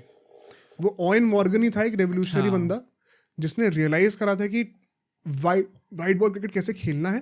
और उसके बाद से ओडीआईज में the team has never been the same. T20s में यस वो था, अर्ली 2020s के जो ईयर्स थे, अब वहां पर भी डाउनफॉल आना शुरू हो चुका है. अगर आप 2023 का वर्ल्ड कप देखो और अब 2025 का चैंपियंस ट्रॉफी देखना, मुझे लगता है there is not going to be much difference. मतलब गंदा परफॉर्म मुझे नहीं लगता कि बहुत अच्छी परफॉर्मेंस आने वाली है. हाँ, मतलब I don't see them making the final. मुझे नहीं लगता फाइनल में आएंगे। मतलब आई रादर, अब इट ऑल्सो डिपेंड्स कि इंडिया वाले ग्रुप से कौन दूसरा क्वालिफाई कर रहा है। ओके, मतलब सेमीज इससे होगा, हाँ अगर बांग्लादेश कर जाएगी तो फिर यू वुड फैंसी भाई, इंग्लैंड। बांग्लादेश ने कर दिया तो फिर तो गजब अपसेट हो जाएगा। हाँ बट अगर न्यूजीलैंड करती है, न्यूजीलैंड एक डार्क हॉर्स है भाई, अभी अंडररेटेड है। शायद हम लोग हर टीम का एनालिसिस करेंगे आने वाले पॉडकास्ट में, लेट्स सी। तो इंग्लैंड ने जो प्रिपरेशन ही करी है, at least to prepare well, then result अगर आपके फेवर में नहीं है कोई बात नहीं, बट आप में वो विलिंगनेस ही नहीं है, you are not taking the ODI format seriously. अभी ये लोग 3-0 हारे, उसके बाद अभी एक हफ्ते में चैंपियंस ट्रॉफी स्टार्ट है, ये लोग 3-4 दिन के लिए वो गए हैं, थोड़ा स्विच ऑफ करने गए हैं अभी इस टाइम पे, उसके बाद ये लोग चैंपियंस ट्रॉफी के लिए जाएंगे। मेरा कहने का पूरा पॉइंट ही है कि ये लोग ओडीआई फॉर्मेट को लेके सीरियस ही नहीं लग रहे हैं अभी। भाई मतलब ऐसा क्यों होगा, पर ऐसा कैसे होगा कि इतना गंदा डाउनफॉल कैसे हो गया इंग्लैंड क्रिकेट का? ये मैंने नोटिस करा है कि आप लोग जो इतना बुराई करते हो इंडिया की, आप इंग्लैंड का जरा तीनों फॉर्मेट में रिकॉर्ड देखो इस वक्त। T20s में now they are beginning to struggle, ODIs में तो दे हैव बीन पैथेटिक, और टेस्ट में बेसबॉल के नाम पे 7th 6th पोजीशन पे होते हैं टेस्ट में भी they usually। Have been pathetic only. हाँ वही, यूजुअली टॉप 5 में भी नहीं होते ये Yeah. लोग। तो एक्चुअली में they have had a massive downgrade. और ये जो जनरेशन ऑफ क्रिकेटर्स है ना, बटलर, बेन स्टोक्स, ये सब जा रहे हैं अब। जोफ्रा आर्चर भी ज्यादा साल नहीं खेलने वाला अभी, और आदिल रशीद उनका बेस्ट बॉलर थे इस सीरीज में, वो भी जाने वाले हैं, उनकी उम्र हो रही है अब। तो जेकब बेथेल बड़े एक्साइटिंग टैलेंट हैं, फिल सॉल्ट बड़े एक्साइटिंग टैलेंट हैं, लेकिन अगर आप फॉर्मेट की रिस्पेक्ट नहीं करोगे, हर चीज़ को T20 की तरह खेलोगे, तो आप ना T20s करने वाले हो ना ODIs करने वाले हो। आई थिंक इंग्लैंड की लैक ऑफ प्रिपरेशन और सीरियसनेस, उसके चलते हुए हमें भी थोड़े रिजल्ट्स कुछ ज़्यादा ही इन्फ्लेटेड तरीके से अच्छे लग रहे हैं। तो ग्राउंड रियलिटी इतनी भी अच्छी नहीं है। मेरा कहने का मतलब ये है कि हमें थोड़ा बैलेंस होकर चलना पड़ेगा। ये नहीं कि सब बहुत ही अच्छा हो रहा है। इससे ज़्यादा सीरियस अपोनेंट्स, ज़्यादा वेल प्रिपेयर्ड अपोनेंट्स हमें चैंपियंस ट्रॉफी में दिखने वाले हैं। तो डोंट एक्सपेक्ट कि हम लोग बहुत ज़्यादा ही इट्स हो सकता है हम डोमिनेट करके जीते हैं, लेकिन उसके पीछे का एफर्ट बहुत लगेगा। एफर्टलेस कुछ नहीं होने वाला है। एंड एक और जो पॉइंट था कि लोग बहुत क्रिटिसाइज करते हैं कि इंडिया की कप्तानी ऐसे हो रही है, वैसे हो रही है, टेस्ट मैचेस में तो आजकल बहुत चलता है, राइटफुली सो। मैं एक ऑन अ लाइटर नोट ये पॉइंट ऐड कर रहा हूँ, जस्ट टू मेक श्योर कि हम अपने एंड से ये काम कर रहे हैं कि यार ऑडियंस को समझाएं कि सिर्फ इंडिया बुरी कप्तानी नहीं करता है, ये हर जगह चल रहा होता है। अभी मैच चल रहा था, गिल और श्रेयस अय्यर बैटिंग कर रहे थे। गिल और श्रेयस, शायद गिल और कोहली बैटिंग कर रहे थे, इन तीनों में से कोई 2 लोग बैटिंग कर रहे थे गिल के साथ। मैच अभी इस वक्त पूरे इंडिया के हाथों में है, ठीक है, विकेट पे बॉल शीशे की तरह आ रही है इस वक्त। बटलर भाई साहब 2 सेट राइट हैंडर्स के लिए काउंटर करने के लिए जो रूट को बॉलिंग करने के लिए ला रहे हैं, एक part time off spinner. This is just an example कि टैक्टिकली आप कितना अनसाउंड हो सकते हो। विराट कोहली, रोहित शर्मा को क्रिटिसाइज करना ठीक है, हर बार कर दिया जाता है, लेकिन ऑल ओवर द वर्ल्ड लोग कप्तानी अच्छी बुरी करते हैं। तो मतलब टैक्टिकल इनकम्पिटेंस जो है सिर्फ इंडिया में नहीं है, वो बहुत लोगों में दिख जाती है। इनफैक्ट इंडिया ने बहुत अच्छी, रोहित शर्मा ने बहुत अच्छी कप्तानी करी है इस पूरी सीरीज। आई थिंक ओडीआई में तो मतलब इंडिया, आप कुछ भी कह लो, India and probably Australia as well, they are the team to beat. इसके अलावा और कोई टीम ऐसी है नहीं जो कि मतलब टाइम एंड टाइम अगेन बहुत अच्छा परफॉर्म करती है। भाई टेस्ट में भी वही है। हाँ, टेस्ट और T20 में सिर्फ इंडिया है। हाँ, इस वक्त ऑस्ट्रेलिया नहीं है, इंग्लैंड नहीं है, सिर्फ इंडिया है। तो हम लोग बहुत ज़्यादा क्रिटिसाइज करते हैं अपनी टीम को, लेकिन वो अच्छे काम भी कर रहे हैं। बस कहने का मेरा पॉइंट ये था। लास्टली इस सेगमेंट में, before we move on to the batters, families का जो कुछ सीन हुआ है भाई, ये टैक्टिक क्या है ये? मतलब वेरी ऑनेस्टली आई थिंक बहुत ओवर एग्जैजरेशन है और बहुत ही ज़्यादा अजीब रिएक्शन देखने को मिला सोशल मीडिया पे। जो पूरी न्यूज़ है कि फैमिलीज को अलाउ नहीं करा जाएगा ट्रैवल करने के लिए चैंपियंस ट्रॉफी के लिए, और लोग मतलब वो उठा रहे हैं कि भाई आप प्लेयर्स से उनका राइट छीन रहे हो, और मतलब पूरे टूर्नामेंट के लिए फैमिलीज हो, इससे क्या फ़ायदा होने वाला है टीम को। यार पहली बात तो ऐसा नहीं है कि ये वर्ल्ड कप है कि 2 महीने तक आपको फैमिलीज के बिना रहना है। यहाँ पे 19-20 तारीख से स्टार्ट होगा और 9 को ख़त्म हो जाएगा, बेरली 20 डेज। तो इतना कोई प्रॉब्लम ही नहीं है। मतलब 20 दिन भी अगर आप फैमिली के बिना नहीं रह सकते तो फिर बात ही क्या है प्रोफेशनल क्रिकेटर होने की। ये तो मतलब नॉर्मल जॉब्स में रह लेते हैं। तो यहाँ पे इतनी बड़ा जो एग्जैजरेटेड हमें वो देखने को मिल रहा है रिएक्शन फ्रॉम द पब्लिक कि आपने ऐसा क्यों कराया है, ज़बरदस्ती में पीछे पड़े हो फैमिलीज़ के, पूरा ब्लेम आप फैमिलीज़ पर डाल रहे हो। भाई 19 दिन की बात है यार, इसमें इतना क्या रो रहे हो आप लोग? तो आई थिंक इतना कुछ है ही नहीं डिस्कस करने को और ज़्यादा क्रिटिसाइज करने को कि इनको अलाउ नहीं करा जा रहा। तो आई डोंट थिंक कोई गलत है इसके अंदर। फर्स्टली ये एक रिस्पॉन्स मेजर है फॉर श्योर जो बीजेटी में हुआ है हाँ. और जो न्यूज़ लीक्स हुए हैं उसका क्लियरली एक ये रिस्पॉन्स है कि रिएक्शन है बीसीसीआई की तरफ से. हाँ. सेकेंडली मैं इन एन आइडियल वर्ल्ड मैं खुद भी चाहूंगा कि फैमिलीज अलाउड हो. मुझे लगता है कि प्लेयर्स को वो फ्रीडम देना चाहिए एज लॉन्ग एज प्लेयर्स उस चीज का मिसयूज करके टीम के साथ जो टाइम स्पेंड करना होता है वो कम ना करें. या वो क्लियरली हुआ है अभी. हाँ. तो आई थिंक बीसीसीआई ने एज अ टेम्पररी मेजर ये इंट्रोड्यूस करा है बिकॉज आपके पास टीम को दोबारा जेलअप करने का ज़्यादा टाइम रहा नहीं बीजीटी और चैंपियंस ट्रॉफी के बीच में. एक ओडीआई सीरीज थी 3 मैच की. तो you are taking extreme measures to ensure कि there is absolute focus in the trophy in the champions trophy. So ये चीज़ मुझे लगता नहीं परमानेंटली होने वाली है गोइंग फॉरवर्ड कि कोई भी टूर होगा तो उसमें फैमिली बिल्कुल ही अलाउड नहीं होगी. ये सिर्फ इस इवेंट के लिए करा जा रहा है. एंड ये इसलिए करा जा रहा है क्योंकि प्लेयर्स ने इस चीज़ का मिसयूज करा है पहले. अगर नहीं करा होता तो कभी इस चीज़ की बात ही नहीं हो रही होती. और थर्डली ये कोई पहली टीम नहीं जिसके साथ ऐसा हो रहा है, या ये कोई पहला स्पोर्ट नहीं है जहाँ पे ऐसा हो रहा है. आप फुटबॉल में देखोगे ना तो और स्ट्रिक्ट होता है. तो this is not something in human जो कि डिमांड कर दी गई है. ये हर जगह ऐसे सैक्रिफाइसेस स्पोर्ट्समैन को करने पड़ते हैं. आई think that's a good point. ये अभी इस टाइम पे इतना ज़्यादा हवा निकल रखा है, प्लस वो गाइडलाइंस निकाल दिया है, प्लस ये प्लेयर्स के लीग्स आ गए हैं. प्रॉब्ली इसलिए इन लोगों ने इतना ज़्यादा प्रॉपर डिसिप्लिनरी वो पूरा मेजर लिया है. एंड इसलिए इस पूरे ट्रॉफी के लिए, पूरे टूर्नामेंट के लिए फैमिलीज को अलाउ नहीं करा गया है. मतलब इट इज़ वेरी पॉसिबल कि आगे जाके ये चीज़ वापस अलाउ हो जाए, बट वही कि एक वो लिमिट तक अलाउ होगी अगर होगी भी. तो यहाँ पे बिल्कुल ही ना अलाउ ना, यस लोगों को लग सकता है कि ज़्यादा हार्श है, बट मुझे ये लगता है कि अल्टीमेटली सिर्फ आप वो दिनों को गिनोगे कि कितने दिन के लिए आपको दूर रहना है फैमिली से, तो वो इधर में बहुत बड़ा नहीं है. इतनी बड़ी 5 मैचेस की तो पूरी ट्रॉफी है. आई जेन्युइनली बिलीव कि ये it's a one of major. अगर ये कंटिन्यू होता है तो वो भी इसीलिए होगा because players have not shown the sincerity. वरना ये या तो हमेशा से रहता, बीच में नहीं था क्योंकि जरूरत नहीं थी.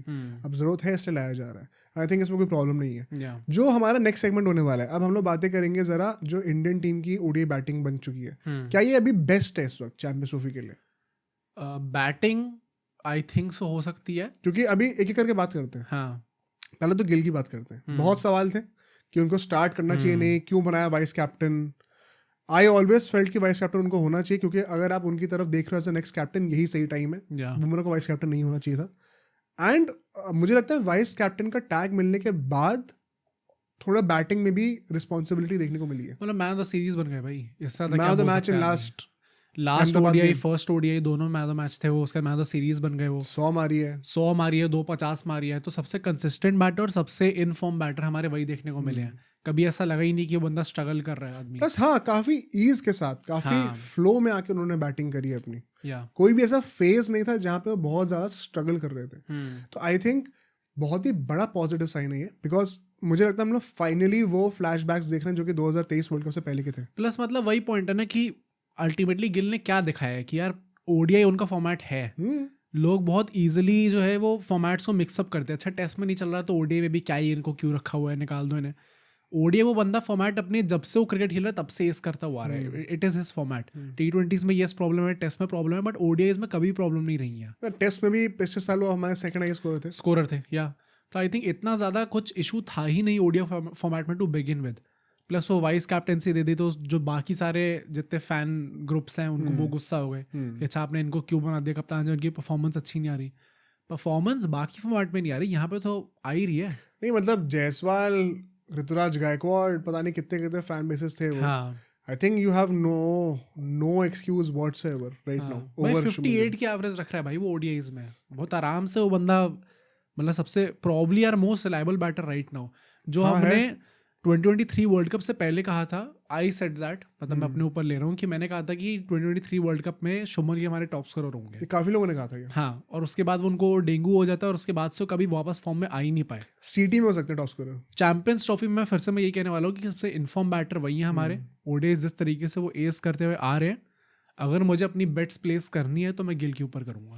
मतलब आई थिंक जो भी सवाल थे सबको एकदम शट कर दिया उन्होंने. कोई स्कोप और स्पेकुलेशन छोड़ा ही नहीं है. एंड वंस अगेन जिस तरीके से वो नेचुरली अडैप्ट बहुत अच्छा करते हैं ओडीआई फॉर्मेट में. जैसे हमने विराट कोहली के साथ देखा, सचिन के साथ देखा, ऑल द ग्रेट्स उनके लिए एक बात कही जाती है कि ODI format is the simplest for them. तो गिल के लिए भी वो दिख रहा है kind of. And one second, हम बहुत ज़्यादा टेक्निकलिटीज पे जाने की अभी जरूरत है नहीं, बिकॉज अब तो चैंपियंस ट्रॉफी आएगी, अब टेक्निकल को चेंजेस कर नहीं सकता आदमी। बट जो फ्लो स्टेट मुझे थ्रू आउट उनकी बैटिंग में दिखा है वो बहुत ही एग्जाम्पलरी था। साथ ही साथ जो उनके ओपनर रोहित शर्मा, यहाँ पे भी टेक्निकल बातें कर सकते हैं। रोहित शर्मा ने 100 मारी थी, फॉर्म में वापस आ गए थे, नेक्स्ट मैच में दूसरे बॉल पे आउट हो जाते हैं। काफी लोग कहते हैं कि रियलिटी दिख गई दोबारा। तुम्हारा क्या ओपिनियन है इसके ऊपर, पहले तो ये बताओ। आई थिंक विराट कोहली और रोहित शर्मा दोनों, विराट कोहली स्लाइटली कम क्योंकि he has mastered the ODI format, वो राजा है पूरे फॉर्मेट के, ऑल्दो रोहित शर्मा भी राजा है एक तरीके से। I think Rohit Sharma has reached that age और that phase in his career जहाँ पे आपको कंसिस्टेंटली वो नंबर्स नहीं दिखेंगे। एंड येस, शायद मैं थोड़ा रिएक्शनरी हूँ इस पे क्योंकि इस ओडीआई सीरीज में स्पेसिफिकली ऐसा हुआ है, बट आई थिंक इस टाइम पे वो अपने उस फेज में पहुंच चुके हैं जहाँ पे मतलब I don't see him making that sort of impact जैसे उन्होंने वर्ल्ड कप में करा था। नहीं यार, ये तो अभी तो पिछले पॉडकास्ट में उल्टी बात ही थी, ये पॉइंट ऐसा है ही नहीं। तो फिर ये मैं हमेशा कहता हूँ, ये ग्रेट सुनील गावस्कर ने कहा था, जब भी बैटर पहले 3-4 बॉल पे आउट हो रहा है, यू कैन नॉट जज him, he has not given you enough data base for you to make a judgment out of it. जिस बॉल पे वो आउट हुए, he could not have done much. Okay, जिस तरीके से तुमने नोटिस करा, अब थोड़ा टेक्निकल बातें करते हैं। बटलर ने एक चीज बहुत स्मार्टली करी थी, थर्ड ओडीआई में मार्क वुड से बॉलिंग की ओपनिंग कराई थी। पिछले ओडीआई में मार्क वुड 1 चेंज आए थे, इस मैच में ओपनिंग क्यों कराई है? जो पता क्या होता है, एक बॉल जो स्विंग करती है, स्विंग बेसिकली कब करती है, जब आप वो बैकहैंड रेवोल्यूशंस देते हो उसके ऊपर, ठीक है। अब वो बैकहैंड रेवोल्यूशंस जितने स्ट्रांग होते रहेंगे ना, स्विंग उतना ही इफेक्टिव होता रहेगा। तो जब आपकी बॉल में पेस इतनी नहीं होती है, तो बॉल आपके हाथों से जब छूट रही है, मुझे मान लो आउट स्विंग करनी है, बॉल हाथ से छूट रही है, छूटते ही ऐसे घूमनी शुरू हो जाती है। एंड सो बैटर के लिए बड़ा आसान हो जाता है हाथ से रीड करना कि इसका ट्रैजेक्टरी कहाँ जा रही है। एज यू गेट फास्टर, जब बॉल आप जितनी तेज फेंकोगे उतना ज़्यादा रेवोल्यूशंस आएंगे बॉल के ऊपर, ठीक है, क्योंकि बैक हैंड स्ट्रेंथ उतनी लग रही है। तब क्या होता है ना, मार्क वुड आउट स्विंग फेंक रहे थे उस टाइम पे। When you have so much revolutions, आप बॉल को फोर्स कर सकते हो to go the other way around initially. आप डेल स्विंग के साथ देखो तो वो जो बनाना इफेक्ट आता है ना, वो कब आता है? मैं आउट स्विंग फेंकना चाह रहा हूँ, मेरे हाथ से जब बॉल रिलीज हुई है तो मैंने रेवोल्यूशंस इतने ज़्यादा फोर्स कर रखे हैं on the leg side, basically जो ये वाली उंगली है, कि बॉल मेरे हाथ से छूटते वक्त इनिशियली लेग स्टम्प की तरफ जा रही है। एंड क्योंकि मेरी स्विंग इतनी स्ट्रांग है, रेवोल्यूशन इतना स्ट्रांग है, वो अल्टीमेटली फिर ऑफ स्टम्प की तरफ कांटा बदलना शुरू कर देगी, वो लेट स्विंग आना शुरू होता है। अगर आपकी बॉल में रेवोल्यूशन उतने नहीं है, अगर स्पीड उतनी नहीं है रिस्ट की, तो वो हाथ से निकलती ही एक डायरेक्शन पे जाना शुरू करती है। ये चीज़ जेम्स एंडरसन बहुत अच्छा करते थे, उनकी तुम बॉलिंग देखना कभी भी, सीन जो है फर्स्ट स्टेप की तरफ पॉइंट कर रही है एंड हाथ से रिलीज होते वक्त जा रही लेग स्टम्प की तरफ, फिर वो कांटा बदलना शुरू करती है। तो उस स्पेस पे जब वो लेट स्विंग होती है ना, it gets much more difficult as oppose to कि मैं 120 किलोमीटर पर आवर से डाल रहा हूँ, मेरे हाथ से छूटती ही बॉल आउट स्विंग कर रही है, बहुत आसान हो जाता है वो। तो ये बहुत टेक्निकल पॉइंट है, इसको मैं बिना बॉल के और बिना खड़े होकर समझा नहीं पाऊंगा, तो if I could not express it correctly with my words, I apologise, but I hope you understand what I am trying to say. Mark Wood वो टैक्टिक बहुत अच्छा प्ले आउट कर रहे थे ना ये बॉल से, बिकॉज उनके पास पेस नेचुरली बहुत गिफ्टेड है। सो रोहित शर्मा भी जो आउट हुए हैं, if you look at it, ball initially वो कांटा ऐसी ही बदली थी। अब रोहित शर्मा को वो कह दो कि आप अनप्लेबल डिलीवरी, एक अदर साइड ये भी है कि his trailing does not cover the line of the ball. ये हमने बहुत बार देखा है, वो जो बोल्ड हो जाते हैं ऑस्टम की बॉल पे, जो उन्होंने न्यूजीलैंड की सीरीज में भी हुए थे, बेसिकली उनका पीछे वाला पैर लाइन कवर करने के लिए आ नहीं पाता है।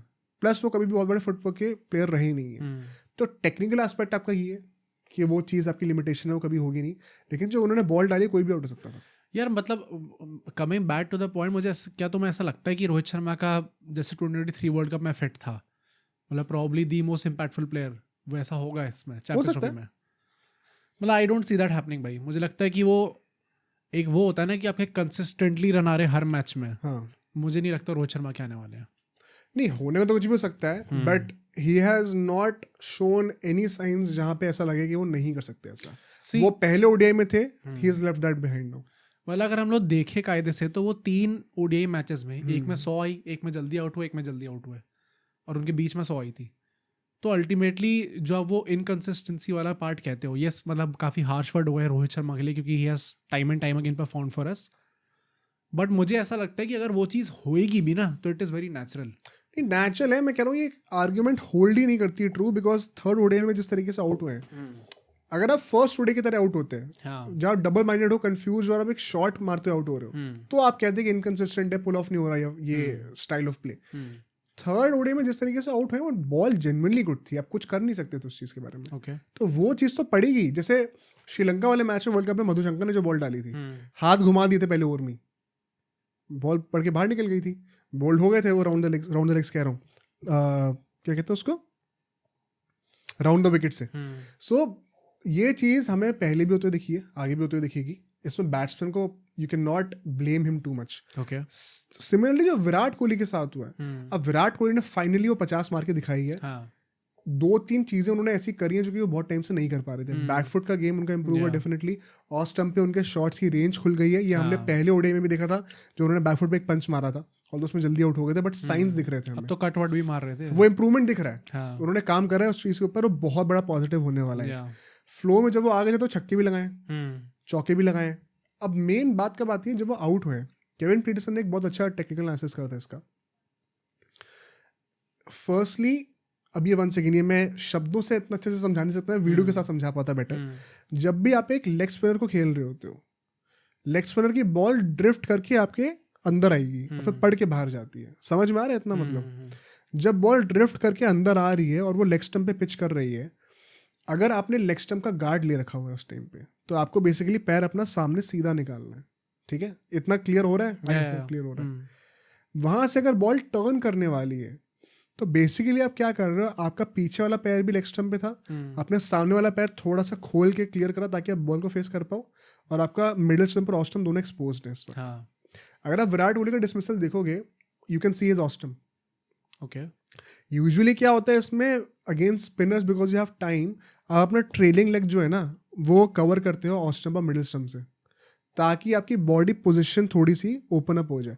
जैसे हम लोग जब लेफ्ट आर्म पेसर्स आ रहे होते हैं बॉलिंग करने के लिए, तो राइट हैंडेड बैट्समैन जो होते हैं, उनका स्टांस क्या होता है, वो एकदम ही क्लोज फुटेड नहीं होता, वो सामने वाला पैर थोड़ा सा खोल देते हैं, थोड़ा सा डायगनली खड़े होते हैं. तो basically you have to achieve that position when you are facing a leg spinner, जिनकी बॉल ड्रिफ्ट होके लेग स्टंप के बाहर पड़ रही है, ताकि आपकी बॉडी खुल जाए और उसको सही पोजीशन पे डिफेंड कर पाए. कि अगर आप बीट भी हो जाओ तो आपके पीछे वाले पैड पे लगे और स्टंप्स कवर रहे. अब डीआरएस के जमाने में it is not that effective, क्योंकि फिर आप डीआरएस ले लोगे तो एनीवे आप आउट हो जाओगे. बट पहले के टाइम पे ये बहुत इफेक्टिव टेक्निक हुआ करती थी, बिकॉज मोस्ट लाइकली कई बार अंपायर्स आपको आउट नहीं देते थे, क्योंकि डाउट होता था कि पिचिंग आउटसाइड लगे और टर्न इतनी हुई है कि पीछे वाले पैर पे लगे तो बाहर भी निकल सकती थी. तो ये कुछ चीजें हैं जो कि आप इंप्रूव कर सकते थे. केविन पीटरसन, ये चीज तो मैंने खुद बताई. केविन पीटरसन ने क्या कहा था, जब विराट कोहली आउट हुए, उनका जो एज लगा है वो तुम देखना कहाँ लगा है, उनके स्टिकर के पास लगा है. ओके, ठीक है, मिडिल के पास नहीं लगा बैट के. तो क्लियरली उन्होंने बॉल की लेंथ को मिसजज करा है. बॉल आप चाहते तो बैकफुट पे खेल सकते थे, आपने जबरदस्ती फ्रंट फुट पे खेला है, बाउंस, और वो बाउंस ज्यादा था, इसलिए आपके स्टिकर के पास बॉल लगी है. अच्छा, मिडिल ऑफ द बैट पे नहीं लगी है वो बॉल. तो यहाँ पे प्रॉब्लम लाइन का मिसजजमेंट तो है ही कि उन्होंने ट्रेडिंग लेग से लाइन कवर नहीं करी, बट लेंथ का मिसजजमेंट भी था. तो क्लियरली इसमें टेक्निकल फ्लॉज थे, but at the same time like Rohit Sharma, I think ball भी बहुत अच्छी थी. ओके, विराट कोहली का मतलब वो आदिल रशीद जैसी बॉलिंग कर रहे हैं ना, अश्विन को मैंने बोलते हुए सुना था ये कि right now he is on par with Kuldeep Yadav as the best leg spinner. Plus Adil Rashid के अगेंस्ट प्रॉब्लम रही है विराट कोहली को हमेशा से. मतलब ये एक्सक्यूज नहीं होना चाहिए कोई, क्योंकि उसी के अगली बॉल पे श्रेयस अय्यर ने आके उस बॉल को डिफेंड भी किया था.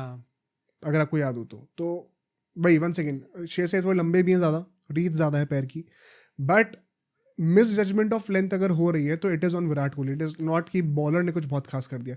अब इसमें दूसरी बात क्या आती है जो केविन पीटरसन ने शायद नहीं बोली, ये मैं लास्ट पॉडकास्ट में बता रहा था. ये सेगमेंट बहुत ज़्यादा टेक्निकल हो रहा है. अगर आपको ऐसे सेगमेंट पसंद होते तो प्लीज़ कमेंट कर देना, वरना I won't speak too much into the technicalities. ठीक है, गोइंग फॉरवर्ड, विराट कोहली ने वो बॉल फ्रंट फुट पे क्यों खेली, बैक फुट पे क्यों नहीं खेली? क्योंकि बॉल अगर इतनी बाउंस कर रही है कि स्टिकर पे लग रही है, बैक फुट पे खेल सकते थे. क्या लगता है? ये मैंने समझाया था लास्ट पॉडकास्ट में. बैक फुट पे क्यों नहीं खेली? लेंथ को मिसजज क्यों करा, आगे क्यों खेला उन्होंने, क्यों? एक बहुत बड़ा रीजन क्या है, आदिल रशीद की जो बॉल थी उसकी स्पीड देखना, बहुत स्लो थी वो स्पीड. आदिल रशीद इतना सीजन्ड बॉलर हो चुके हैं, वो बॉल में इतने रेवोल्यूशंस दे रहे हैं. जैसे मैंने रेवोल्यूशंस की इंपॉर्टेंस बताई स्विंग के लिए, स्पिनर्स के लिए मैंने बताया था लास्ट टाइम की बॉल डिप करती है. हाँ. तो जब हाथ से बॉल रिलीज हुई है तब विराट कोहली को लगा कि बॉल मेरे मुंह के नीचे पिच करेगी, बॉल डिप होके जल्दी कर गई 5 इंच पीछे गिरी है। ये छोटी छोटी टेक्निकलिटीज होती हैं, 1 सेकंड मिलता है जजमेंट का, ऐसे होता है गेम। इन चीज़ों से फर्क पड़ जाता है। मतलब but regardless I think Virat Kohli एक इम्पॉर्टेंट चीज़ थी उनके रन आना, प्लस उनने 50 मार दी, तो I am sure it will help his confidence also going into the champions trophy. Plus मतलब जब तक वो 50, व्हाट डू यू थिंक, मतलब क्या ऐसा था कि वो स्ट्रगल करते हुए दिख रहे थे या फिर एक काफ़ी हाँ, it was not is best 50 but definitely जो रिक्वायर्ड था इस ओडीआई सीरीज से हमारा ऑब्जेक्टिव क्या उन्होंने फुलफिल करा है। I think it's a great sign. अब तुम देखो, अभी हमने विराट कोहली की बातें करी, अब श्रेयस अय्यर की बातें करते हैं। हाँ। श्रेयस अय्यर का तो पोजीशन भी सवाल था, उस प्रेशर में आके उन्होंने, भाई मुझे अभी भी लगता है कि जो प्रेशर था पहले मैच में कि you are not suppose to play, और जो उन्होंने अग्रेसिव बैटिंग करी उसके बाद, बहुत जिगरा चाहिए उस चीज़ के लिए। मतलब बहुत ईजी होता है कि आप फिर अपने रन के लिए खेलो, हाँ, बट उन्होंने जिस टाइप का इम्पैक्ट डाला है हर मैच के अंदर कि आप उस टारगेट को जल्दी चेस कर लो या फिर इनिशियली बहुत बड़ा टारगेट सेट करो। लास्ट थर्ड ओडीआई में तो जैसी बैटिंग थी उनकी 70 समथिंग जो रन मारे थे उन्होंने, मतलब वैसे टाइप की ही बैटिंग हमें चाहिए थी और वर्ल्ड कप उन्होंने वो चीज़ करके दिखाई थी। मे बी इस टाइम पे वो और कंसिस्टेंटली उस चीज़ को पुल ऑफ कर पा रहे हैं। He has worked on his game a lot. वो भी मैं मैच में देख रहा था, उनके बैकलिफ्ट में भी चेंजेस आए हैं। अच्छा, पहले उनकी बैकलिफ्ट जो है ना बहुत ज़्यादा वर्टिकल होती थी कि मतलब अगर मैं बैटिंग कर रहा हूँ, बैट एकदम मेरे सर के पीछे ऐसे, अब वो थोड़ा स्लांट हो गया, फर्स्ट स्लिप से आ रहा है थोड़ा सा। तो उन्होंने वो एडजस्टमेंट्स करे हैं ताकि उनका गेम जो है और खुल जाए। अगर आपका बैट बहुत ज़्यादा वर्टिकल होता है तो फिर आपको लेग स्टंप पे खेलने में ज़्यादा इशूज़ आएंगे अक्रॉस द लाइन। अगर आप ऑलरेडी फर्स्ट स्लिप से आ रहा है तो नेचुरली आपकी एल्बो अलाउ करेगी आपको लेग साइड का गेम खोलने के लिए भी। इसलिए तुम देखो उनके पुल शॉट्स भी खुल गए एकदम से, क्योंकि वो बॉल भी खेल पा रहे हैं वो, क्योंकि बैकलिफ्ट में चेंजेस करें। अगर आपकी बैकलिफ्ट एकदम ही कान के पीछे है ना तो यहाँ से पुल मारना थोड़ा मुश्किल होगा। एज अपोज टू अगर फर्स्ट स्लिप पर है तो मेरा नेचुरल एल्बो ही अभी स्लांटेड है, पॉइंटिंग टुवर्ड्स मिड ऑन, अब मैं यहाँ से अपना आर्म फ्रीज कर सकता हूँ। तो ये बहुत सारी चीज़ें होती हैं जो कि आप माइनर लेवल पे एडजस्टमेंट्स करते हो। ये उन्होंने रणजी ट्रॉफी जाके करा है। इरफान पठान का एक ट्वीट बहुत अच्छा आया था अभी कि दिस शोज रणजी ट्रॉफी की इंपॉर्टेंस क्या है। सिर्फ ये नहीं है कि रणजी ट्रॉफी में तो रेड बॉल है, टेस्ट मैच है, तो ओडीआई में क्या ही फर्क पड़ने वाला है। It gives you game time, it gives you opportunity to improve on your mistakes. अब वो जो आप करोगे ना तो वो हर फॉर्मेट में फर्क पड़ेगा उसका। आप T20 भी खेलोगे ना तो आपको पुल मारने में ज़्यादा आसानी होगी। बस ये बेसिक चीज़ें तो आपको हर फॉर्मेट में हेल्प करने और यही करना है आपसे। कोई ये थोड़ी कह रहा है कि आपको 100 ही मारनी है, आप तो इंडियन टीम में वैसे भी खेल रहे हो, you treated as a training ground. तो ये है भाई, मतलब he has improved a lot. जो उन्होंने स्टेटमेंट्स दी थी केकेआर के बारे में, अभी रिसेंटली हमने पॉडकास्ट करा था, मुझे कुछ खास अच्छा नहीं लगा था उसमें देख के, but when the guy is performing you have to praise him. बहुत अच्छा कर रहा है। वही इस ओडीआई सीरीज में भी प्रॉब्लम हमारे सेकंड बेस्ट बैटर वही थे 100%। आफ्टर शुभमन गिल। कुछ लोग कहेंगे इम्पैक्ट ज़्यादा था शायद इनका। हाँ। तो वो जो पूरी डिबेट होती है एक्स फैक्टर बैटर की, जो कि नंबर 4 जैसी है, एक इंपॉर्टेंट पोजीशन पे आके ऐसे टाइप के परफॉर्मेंस दे पाए, वो श्रेयस अय्यर बखूबी निभा रहे हैं। बखूबी निभा रहे हैं, बहुत अच्छी बैटिंग उन्होंने करी है। जो एक इशू है बैटिंग में जो कि शायद लोग थोड़ा भी इग्नोर कर रहे होंगे, हमने टॉप 4 की बातें कर ली हैं, 5 पे अक्षर पटेल आ रहे हैं, उनकी बातें कर ली, वो तो बहुत बढ़िया बातें करी है। 6, 7, 8 ना इनको इतनी बॉलें खेलने को मिली है, और जब मिला तो ये प्रॉमिसिंग नहीं लगे। जडेजा की तो चलो बैटिंग क्या ही बात करें, but more specifically Hardik Pandya and KL Rahul. अब हार्दिक पांड्या का मतलब he has been getting out while trying to hit boundaries, ठीक है, तो इशू उतना ज्यादा सर्वाइवल का लग नहीं रहा। केएल राहुल के साथ सर्वाइवल का भी इशू मुझे लगता है थोड़ा सा। आई थिंक वो अपने शेल में बहुत ज्यादा चले जाते हैं। पहले ओडीआई में तो आई थिंक बड़ी बेवकूफ़ी करी थी उन्होंने, क्योंकि ऐसा देख के लग रहा था कि वो शुभमन गिल को 100 के लिए करना ट्राई कर रहे कि उनकी 100 हो जाए, बट उसके चक्कर में प्रॉब्लम थी। श्रेयस अय्यर ने बाय द वे ये चीज़ बोली है कि उन्होंने he has worked on his game कि कैसे चलो बाउंड्रीज नहीं आ रही तो नहीं आ रही, मैं स्ट्राइक रोटेट करता हूँ, ये चीज़ उन्होंने बोली है। इसके मास्टर विराट कोहली भाई, विराट कोहली से बेटर शायद ही कोई है। हाँ, जिसने स्ट्राइक रोटेशन को, मुझे बहुत स्पेसिफिकली याद है 2015 में एक ओडीआई था घर पे अगेंस्ट साउथ अफ्रीका था या पता नहीं कौन सी, श्रीलंका थी, आई डोंट रिमेंबर एग्जैक्टली कौन सी टीम थे। उसमें एक ओडीआई मैच था जिसमें कोहली के 40 कुछ बॉल्स पे 43-44 रन थे, और तब उन्होंने अपना पहला चौका मारा था, पर स्ट्राइक रेट थ्रू आउट 100 से ऊपर की थी। Can you imagine? मतलब आई थिंक केएल राहुल की प्रॉब्ली गलती हमेशा वहीं पे ही आती है कि चलो ठीक है बाउंड्रीज नहीं आ पा रही, चलो ठीक है शॉट नहीं लग पा रहे, बट उसके चक्कर में आप स्ट्राइक रोटेशन ही भूल जाओगे तो फिर 10 बॉल बाद आप इतने प्रेशर में आ जाओगे कि आप आउट ही होने वाले हो। तो आप 100 से कम की स्ट्राइक रेट पे आउट भी हो रहे हो अल्टीमेटली, और रन भी ज़्यादा नहीं बने। ये सेम चीज़ हमने वर्ल्ड कप फाइनल में देखी थी। और यहाँ पे भी एटलीस्ट पहले 2 ओडीआई में तो देखने को मिली थी वो चीज़। यस, लास्ट ओडीआई में जब वो नंबर 5 पे बैटिंग करने आए तो उन्होंने काफ़ी अच्छी तरीके से खेला बॉलों को। पर ये प्रॉब्लम है भाई केएल राहुल के साथ, मतलब still going into the champions trophy I don't get that confidence कि अच्छा ठीक है इस पोजीशन पे तो हमारा सॉर्टेड है। पहले 5 में हमें लग रहा है कि अच्छा सॉर्टेड है, जबकि केएल विराट कोहली की ज़्यादा रन नहीं आए, रोहित शर्मा की 100 आ गई बट ओवरऑल उतने रन नहीं आए, गिल ने काफ़ी अच्छा खेला, अय्यर ने काफ़ी अच्छा खेला और अक्षर पटेल ने काफ़ी अच्छा खेला। उसके बाद भी हमें लग रहा है कि टॉप 5 तो शॉर्ट है, 6 पे वो प्रॉब्लम है भाई इस टाइम पे भी। आई वोंट बी सरप्राइज अगर हार्दिक पांड्या चैंपियंस ट्रॉफी में काफ़ी अच्छा परफॉर्म करते हैं, बट केएल राहुल का I am still not confident कि क्या होने वाला है। मेरा कहने का पॉइंट ये है कि अगर रोहित और कोहली चल रहे हैं, श्रेयस और गिल और अक्षर तो अच्छा कर ही रहे हैं, अगर कोहली और रोहित थोड़ा कंसिस्टेंट हो जाए तो केएल राहुल अगर नहीं भी चलते तो इतना प्रॉब्लम नहीं होने वाले हैं। ओके, क्योंकि बैटिंग वहां तक पहुंचेगी नहीं, और पहुंचेगी भी तो you at least you just have to hit out. मतलब 5 मैचेस हैं, आई एम प्रीटी श्योर कि यार हर मैच में तो ऐसा नहीं होगा। नहीं सारे होगा, बट चलेंगे। तुम ये देखो ना कि बहुत ज़्यादा ऑल्टर्ड है कंडीशंस यहाँ पे, बहुत लिमिटेड है। अनलाइक का वर्ल्ड कप आपको सारे मैचेस एक ही ग्राउंड पे खेलने हैं, तो पिच को चेंज होगी नहीं, आपको पता कि क्या एक्सपेक्ट करना है वहाँ पे। मैचेस, नंबर ऑफ मैचेस ही बहुत कम होने वाले हैं, तो हर मैच डे नाइट होने वाला है। आपको ऑलरेडी पता है कि आपको कैसे खेलना है और क्या एक्सपेक्ट करना है। आपको ज़्यादा दिमाग लगाना नहीं है टैक्टिकली कोई स्ट्रैटेजी बनाने में। तो मतलब it is easier to pull this off as compare to world cup, जहाँ पे कंडीशंस अलग होंगी, अलग अलग ग्राउंड्स होंगे, अलग अलग ओपोनेंट्स होंगे। यहाँ पे वैरायटी भी नहीं ओपोनेंट्स की ज़्यादा। आप कितने ओपोनेंट्स खेलने वाले हो पे? 5 2 तो आप खेलोगे ही नहीं। तो इट्स ईजियर, वहाँ पे आपको 10 मैच खेलने पड़ते हैं भाई, सबको खेलना पड़ता है। मतलब स्टिल, मतलब if you have to make a prediction, do you see him having a good tournament? He can, I have no expectations in the knockouts. हाँ, मैं वो दर्द अपने आप को दोबारा नहीं दूंगा कभी कि एक्सपेक्ट कर लूँ ज़्यादा। हो गया तो बहुत अच्छी बात है, बट अपने ग्रुप स्टेज में तो ही कैन डू ग्रेट, वो करते भी हैं, तो उनका कोई इशू है नहीं। बट हाँ, if you have two point out something, usually लोग कहते थे कि टॉप 3 बड़ा अच्छा चल रहा है, उसके बाद मिडिल ऑर्डर में कुछ नहीं होता था। 19 वर्ल्ड कप के टाइम पे कहते थे, अब वो चेंज हो गया। टॉप 5 अच्छा कर रहा है थैंकफुली। फिनिशिंग का थोड़ा सा देखने वाली बात है, अब धोनी नहीं रहे तो फर्क तो आएगा वहाँ पे, बट वो चीज़ है देखने लायक। आई थिंक यहाँ से हमने चैंपियंस ट्रॉफी की इंडियन टीम की तो बातें कर ली। एक छोटा सा सेगमेंट में बीच में रखना चाहता हूँ before you move to the IPL, which is कि काफ़ी लोग पुल आउट कर रहे हैं चैंपियंस ट्रॉफी से। ऑस्ट्रेलिया में अब PAT Cummins, Hazlewood, Mitchell Starc, Stoinis, Mitchell Marsh, मैंने बीच में रूमर सुने ग्लेन मैक्सवेल के भी। अच्छा, पता नहीं वो करेंगे कि नहीं करेंगे, बट इतने लोग पुल आउट क्यों कर रहे हैं भाई? क्लियर है क्या? आईपीएल का है। एक और थ्योरी निकल के आ रही है, they are afraid of going to Pakistan. ओह, ये भी थ्योरी निकल के आ रही है।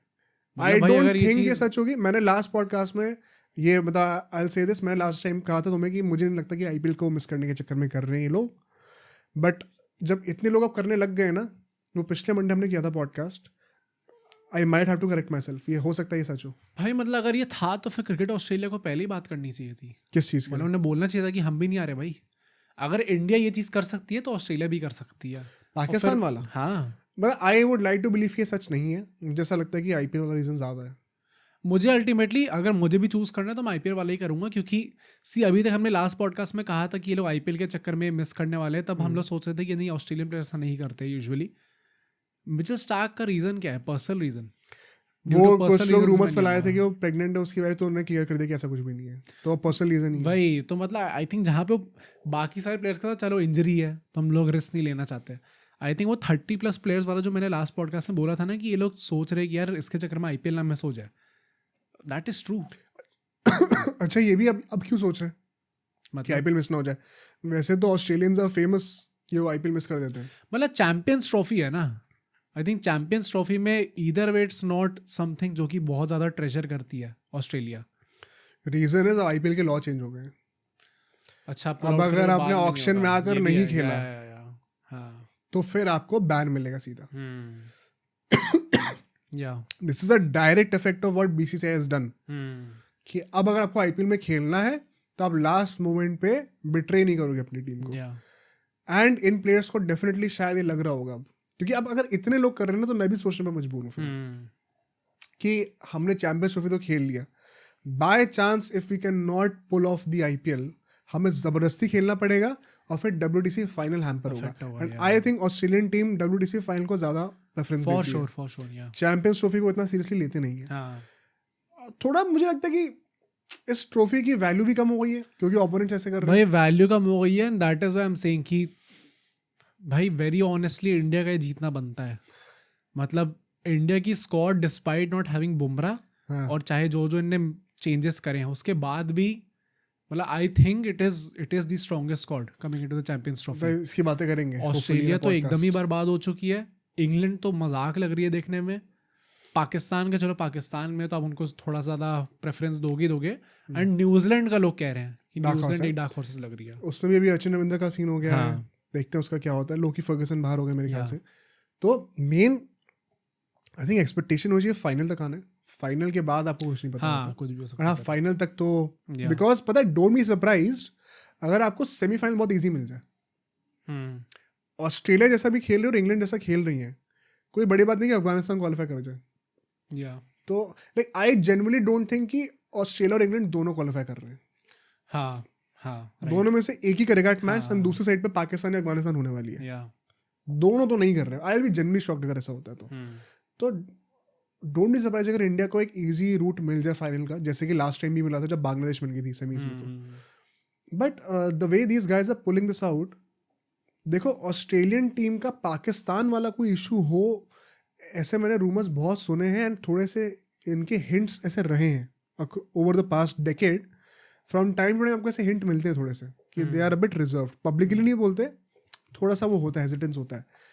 तो वो हो सकता है बट अगर ऐसा होता ना तो the easier route would have been कि आप बीसीसीआई के साथ साइड कर लो हाँ और एग्जैक्टली वो पूरा टूर्नामेंट ही उधर हो जाता। या तो ऑस्ट्रेलिया के पास क्या ही मोटिव है मना ना करने का।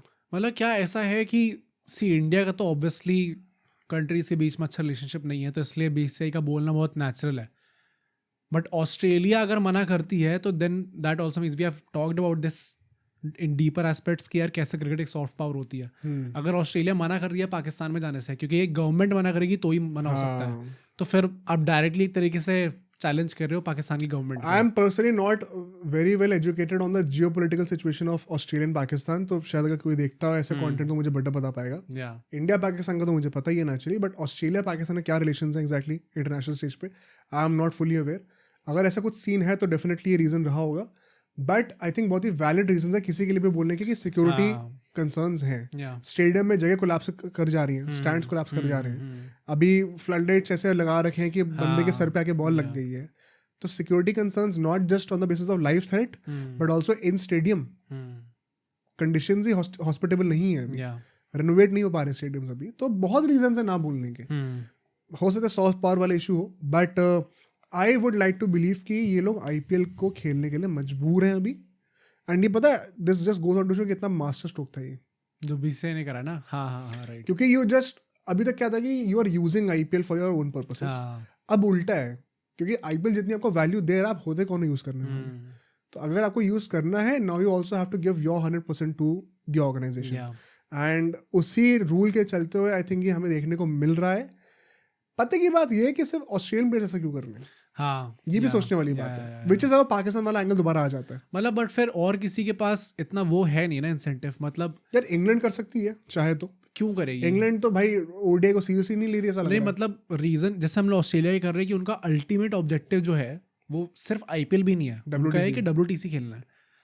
तो इंग्लैंड के पास तो कुछ है ही नहीं करने का, वो तो इधर वे खेलना ही पड़ेगा उन्हें। WTC तो खेलनी है। हाँ तो मतलब आई थिंक ऑस्ट्रेलिया का एक बहुत बड़ा रीजन ये भी है कि they are in the WTC final. वरना हो सकता है चैंपियंस ट्रॉफी भी खेल लेते हैं, बट वो लगातार इतने सारे महीने सारे मैचेस खेलने पड़ेंगे उनको, उसके लिए प्रॉब्लम क्रिएट हो सकता है। बट ये मतलब ये बहुत वियर्ड है कि इतने सारे लोग एकदम से पुल आउट कर रहे हैं। थोड़ा सा शोभा भी नहीं देता और जो वैल्यू है ट्रॉफी की वो थोड़ी कम कर देता है। बट ठीक है भाई, विल टेक इट, हमें ट्रॉफी मिल रही है तो we are going to take it. So on that note अब हम लोग चलते हैं जरा आईपीएल के ऊपर। एंड सबसे पहले जो न्यूज़ होने वाली है, एक बड़ा इंटरेस्टिंग केस था। हमने लास्ट पॉडकास्ट में बात करी थी कि एक रूमर है कि आरसीबी का कैप्टन अनबॉक्सिंग में अनाउंस होगा और विराट कोहली मोस्टली शोर शॉट वो है। और वो वीडियो रिलीज हुई थी लास्ट मंडे को, उसकी जो क्लिप थी वो सेकंड चैनल पे कल गई है। अच्छा और कल न्यूज़ आ गई थी रजत पाटीदार वाली, तो कमेंट्स में आया कि भाई तुम्हें पता नहीं है क्यों हुआ है, बट वो एक्चुअली में रिकॉर्ड हुआ था पिछले मंडे को। भाई रजत पाटीदार को कैप्टन बना दिया गया है और दो बहुत ही इंटरेस्टिंग थ्योरीज निकल के आ रही हैं। But firstly reaction on this क्या है एज आरसीबी फैन तो नहीं, विराट कोहली फैन, या एंड क्या लगता है भाई आई मतलब, थिंक मजा खराब कर दिया किस बेसिस जो पे? इतने महीनों की हाइप थी. हाँ. और very honestly it is not just about the fans. भाई आरसीबी ने जिस तरीके से प्लान आउट करे कुछ महीने, पहली बात तो I don't think Patidar was the first choice, उसके बाद अभी वेरी करेंगे. ऑनेस्टली. इसी रीजन से मैं कह रहा हूँ हाइप इतनी क्रिएट हुई थी क्योंकि सबको लगा था विराट कोहली होने वाले. जो ये न्यूज़ निकल के आई थी कि अनबॉक्सिंग इवेंट में होगा, पाटीदार अनबॉक्सिंग इवेंट में आप वैसे भी नहीं अनाउंस करने वाले थे. अगर विराट कोहली होते तो ये चीज अनबॉक्सिंग इवेंट में ही होती. हाँ राइट, वो पूरा ग्रैंड स्केल होता. द फैक्ट कि आपने चलो जल्द एकदम से तो न्यूज़ आई है 2 दिन पहले कि अच्छा हम 13 को अनाउंस करने वाले हैं. ये हुआ इसलिए क्योंकि पाटीदार होने वाले थे कप्तान. तो मेरे हिसाब से वो जो मज़ा था, जो पूरा IPL 2025 की हाइप थी, अगर एक आरसीबी फैन होता है आदमी, अच्छा नहीं विराट कोहली वापस कप्तानी देखने को मिलने वाली है, वो खराब हो गई भाई. अब उतना मज़ा नहीं आएगा देखने में. इस चैनल पे कई लोगों ने मुझे क्रिटिसाइज करा है बोल के कि मैं आरसीबी को हेट करता हूँ, बट आज आपके लिए एक सरप्राइज है, मैं बहुत तारीफ करने वाला हूँ आरसीबी की. Okay. मैं जेन्युइनली बहुत खुश हूँ. मैं ताली बजाने का मन करा, in respect, not sarcastically, because I think they have done a great move. मैंने हमेशा से कहा था कि विराट कोहली का कैप्टन बनना is great for Virat Kohli, because कप्तानी उनका बेस्ट लेके आती है. ग्रेट फॉर इंडियन क्रिकेट, क्योंकि अगर विराट कोहली का बेस्ट निकल के आएगा तो शायद इंडियन क्रिकेट को बेनिफिट होगा. बट आरसीबी के पॉइंट ऑफ व्यू से अगर आप विराट कोहली को कप्तान बना रहे हो, इट्स अ डम डिसीजन. यार हम तारीफ किस बेसिस पे करें? बताता हूँ. आप विराट कोहली को कप्तान अगर बना रहे हो, आप टाइम में 5 साल पीछे जा रहे हो, आपकी कोई लॉन्ग टर्म प्लानिंग है नहीं, और आप फिर से जो अपने पूरी टीम को बना के जो बहाना दिया है, your incompetence in the auction, वो क्लियरली दिख रही थी. You could not back in the name of saying कि हमें सुपरस्टार्स नहीं चाहिए. आप मूर्खता कर रहे हो कि अगर आप युजवेंद्र चहल को नहीं ले रहे हो, आप ऋषभ पंत को नहीं ले रहे हो, आप सॉलिड प्लेयर्स को नहीं ले रहे हो. आपके पास स्पिनर्स कौन है? कुणाल पांड्या और सुनील शर्मा. पेसर कौन है? हेजलवुड तो बाहर हो जाएंगे अभी. भुवनेश्वर कुमार को आप कितना ही एक्सटेंड कर लोगे एट 36-37. तो लॉन्ग टर्म प्लानिंग थी नहीं. और बस ये कहना ना कि मुझे सुपरस्टार नहीं चाहिए, इसका मतलब थोड़ी कि आप अच्छे प्लेयर नहीं लोगे. ये 2 लॉजिक निकाल के उन्होंने अपने आप को जस्टिफाई बहुत करा था. अगर विराट कोहली कप्तान बन जाते ना, तो द होल कॉन्सेप्ट कि हमें सुपरस्टार स्टडेड टीम नहीं चाहिए, हमें वो फोकस नहीं चाहिए इस साल से, आपने वो रुइन कर दिया था. You stuck to your ideology. In my opinion you missed up in the auction, but at least आपने जो आइडियोलॉजी अपनाई है, आप उसके साथ ट्रू रहकर अपना कप्तान भी इन सिंक उसी आइडियोलॉजी को लेके अपॉइंट कर रहे हो. फर्स्टली रिस्पेक्ट टू आरसीबी कि उन्होंने ये चीज़ करी. हम मेरे ओपिनियन में गलत हो सकता है, लेकिन उनको अगर वो लग रहा है तो वन सेकंड, जैसे हमने गौतम गंभीर के लिए कहा कि if a man knows clearly what he wants, आप क्या क्रिटिसाइज करोगे? तो आरसीबी ने मुझे वो क्लैरिटी दिखाई है. मतलब क्लैरिटी आई थिंक इस चीज़ की तारीफ तब हो पाती अगर इनके फर्स्ट चॉइस पाटीदार होते हैं. अब सेकंड बात इस पे आते हैं. पाटीदार ने अपेरेंटली ये कहा कि उनसे लास्ट ईयर पूछा गया था कि मिस्टर मोह ने उनसे पूछा था कि क्या कप्तानी करना चाहते हो आप. एंड रजत पाटीदार, अब देखो यहाँ पे क्रिटिसिज्म भी आएगा आरसीबी का कि उन्होंने एक होम ग्रोन टैलेंट को काइंड ऑफ आप कह सकते हो अपॉइंट करा है. 31 ईयर्स के, तो आई थिंक परफेक्ट एज है ये. 2 साइकिल आप दे सकते हो आराम से 37 तक. तो 6 साल की आपने प्लानिंग कर ली है, it's a good enough planning. तो वो लॉन्ग टर्म वाली बात भी सॉल्व हो जा रही है यहाँ से. एक बहुत ज़्यादा आई बॉल ग्रैबिंग कप्तान नहीं चाहिए, लो की चाहिए, वो भी सॉल्व हो गया यहाँ से. एक होम ग्रोन टैलेंट को आपने प्रमोट करें instead of putting out big box in the auction. 3 अच्छी चीज़ें करी इन लोगों ने बहुत. ये है कि रजत पाटीदार को एक्सपीरियंस था नहीं कप्तानी का. पाटीदार ने कहा पहले मैं स्मैट में जाके कप्तानी कर लूँ थोड़ी सी, मैं अभी तैयार ही नहीं हूँ. तो आप बेसिकली एक इनएक्सपीरियंस बंदे को कप्तानी का रोल दे रहे हो. पहली बात तो ये. दूसरी बात ये कि एक रूमर ये भी है कि ये कहानी तो बोल दी गई है, उनसे पूछा गया था, बट फर्स्ट चॉइस अभी भी विराट कोहली ही थे. विच इज वाई इतने टाइम तक डिले हो रहा था ये अनाउंसमेंट, क्योंकि अगर विराट कोहली हाँ करते तो चैंपियंस ट्रॉफी के बाद ही अनाउंस होता. बट रिसेंटली विराट कोहली ने कहा कि यार मैं नहीं बनने वाला हूँ कप्तान. I think once again respect to Virat Kohli, he thought for the betterment of RCB. ये नहीं कि मुझे कप्तानी मिल जाएगी मैं ये कर लूँगा वो कर लूँगा. उसने सोचा आरसीबी को अगले 10 साल कौन लीड कर सकता है. कहता कि मैं तो वैसे भी लीडरशिप में रोल में हुई, अभी आप रजत पाटीदार को फॉरवर्ड करो, मेरा फुल सपोर्ट है. तो जब विराट कोहली ने मना करा अपेरेंटली, तब रजत पाटीदार को पूछा गया है. तो ये थ्योरी भी है यार. वेरी ऑनेस्टली आई थिंक यही है. I think Virat Kohli was the first choice, इसलिए इतना डिले देखने को हमें मिला भी. और फिर फाइनली जब उन्होंने कह दिया कि अच्छा मैं नहीं करने वाला कप्तानी, उन्होंने वैसे ही बोला है कि बहुत सपोर्ट दिखा उन्हें रजत पाटीदार वाले पूरे डिसीजन को कि अच्छा नहीं इनको कप्तान बनाओ आप. आई थिंक उसके बाद पाटीदार को कप्तान बनाया गया एंड फिर विराट कोहली ने मतलब कह दिया कि अच्छा मैं नहीं करूँगा. तो अगर आपका फर्स्ट इंटेंशन वही था विराट कोहली को बनाना and your fall back option was Patidar को बना देंगे, तो फिर वो जितनी भी तारीफ आपकी करी जाए वो अल्टीमेटली नहीं होनी चाहिए, क्योंकि आपका इंटेंशन वो नहीं था. Yes, and I also think एक टेम्पटेशन होगी सोचने की, but we don't know for sure. What do you think? अगर आरसीबी ने लास्ट ईयर ही सोच लिया था कि हमें रजत पाटीदार को कप्तान बनाना है, तो भाई आप तो बहुत ही रेवोल्यूशनरी थिंकिंग करी है. तो माई रिस्पेक्ट टू यू. हाँ, और अगर ऐसे ये सच है तो बहुत ही बढ़िया बात है. ऑल्दो वन सेकेंड आपने एक ऐसे बंदे को कप्तान बनाया जिसका खुद कोई एक्सपीरियंस है नहीं कप्तानी का, तो आपने रिस्क बहुत लिया है, but at least you are thinking towards a new direction and a new identity. अगर ये सच नहीं है तो it is the easiest thing to say, कि क्योंकि आरसीबी की हिस्ट्री ऐसी रही है. तो हाँ, इन्होंने तो सोचा ही होगा विराट कोहली को बनाने का. सबसे आसान चीज़ है कहना वो. मतलब मेरे हिसाब से ऐसा हो सकता है कि इनने पाटीदार को बोला हो ये चीज़ कि are you open to this option, और फिर उनने पाटीदार तो ऑब्वियसली बोलेंगे ही, और फिर उनने वो बाद में कप्तानी करी जाके स्मैट में, जहाँ पे फाइनल तक लेके आए वो टीम को अपनी. तो यस, उनने ये बोला होगा कि are you open to this option, but at the same time I think Virat Kohli was in contention. मतलब शायद आरसीबी चाहती थी, just in case Virat Kohli मना कर दे तो आप क्या तैयार हो. या मतलब हमने इतने टाइम से पॉडकास्ट करते आ रहे हैं, जब भी कोई न्यूज़ निकल के आती है तो उसमें कुछ ना कुछ सच्चाई होती है, थोड़ी बहुत होती है. और ये तो बहुत स्ट्रॉन्ग रूमर्स थे जिसमें बहुत multiple credible sources set this कि विराट कोहली चाहते हैं कप्तानी वापस. अब वॉट एवर हैपेंड उसके बाद से आई डोंट गेट इट. इसके चलते वो मिस्टर फिक्सड वाला रूमर भी कट जाता है एक तरीके से. नहीं, आई डोंट एग्री. क्यों? मतलब इंडिया वो कहाँ से कट जाएगा भाई? आरसीबी कप्तानी तो करना चाह नहीं रहे वो, इंडियन टीम की कप्तानी क्यों ये जाएंगे? भी तो सकता है कि मिस्टर फिक्सड के रूमर्स लीक हो गए और उसके बाद विराट कोहली को लगा कि अब तो मैं ले नहीं सकता कप्तानी. अब होने को तो कुछ भी हो सकता है. Which is why I think कि पहली बात तो मिस्टर फिक्सड विराट कोहली है भी कि नहीं ये कुछ नहीं पता. तो let's not even get into it, क्योंकि उसके मैं 10 तरीके से आर्गुमेंट बना सकता हूँ. कोई फायदा नहीं है. मतलब आरसीबी का भी, as far as RCB is concern, I think मैं पर्सनली तो बहुत तारीफ नहीं करूंगा, क्योंकि मुझे लगता है intention at the right place नहीं था. इंटेंशन आपका वही था कि आप विराट कोहली को कप्तान बनाओ. मुझे पर्सनली मज़ा भी सबसे ज़्यादा उसमें ही आता. बट ठीक है, अगर you have gone with Rajat Patidar तो पहली बात तो वो एक्सपीरियंस वाला इशू आएगा ही आएगा. प्लस जो उनकी पूरी थिंकिंग थी इसके पीछे की, कि हमने सोचा कि instead of spending big on a captain हम लोग टीम अच्छी बना देते हैं, और हमारे पास ऑलरेडी जो प्लेयर्स हैं उनमें से कोई कैप्टन बन जाएगा. प्लस उन्होंने कहा कि ऐसे 6-7 ऑप्शन थे हमारे पास बनाने के. कृणाल पांड्या भी ऑप्शन थे, विराट कोहली भी ऑप्शन थे, and ultimately choose Rajat Patidar को करा है. तो यार आई एम नॉट श्योर कि इस डिसीजन को किस तरीके से लिया जाए. Intention at the right place नहीं है. ऐसा भी नहीं आपने कोई बहुत एक्सपीरियंस कैप्टन बना दिया हो. अभी 2 साल पहले तक किसी को लगा भी नहीं होगा कि रजत पाटीदार कैप्टन बन सकते हैं. भाई 21-22 का वो आया हुआ प्लेयर है, उसमें उसने 1 साल तो इंजरी से मिस करा है. 1 साल एज अ रिप्लेसमेंट आता लवनीत सिसोदिया के लिए. तो he was never supposed to be a big investment for RCB कि ये हमने अभी स्पॉट कर लिया है. हाँ, है भी 31 के. जब आए RCB में तो मतलब अपने मिड 20s लेट 20s में थे. he was not a teenager. तो it was an accidental case. मतलब जो लोग ऐसे कंपेयर करने का ट्राई कर रहे हैं ना कि अच्छा देखो ऋतुराज बन गया है वहाँ पे, अब यहाँ पे हमने रजत पाटीदार बन दिया, ऐसा वो कनेक्शन नहीं है RCB और पाटीदार का. Not really. गायकवाड को ग्रूम करा गया. हाँ, exactly. To credit to Dhoni and CSK.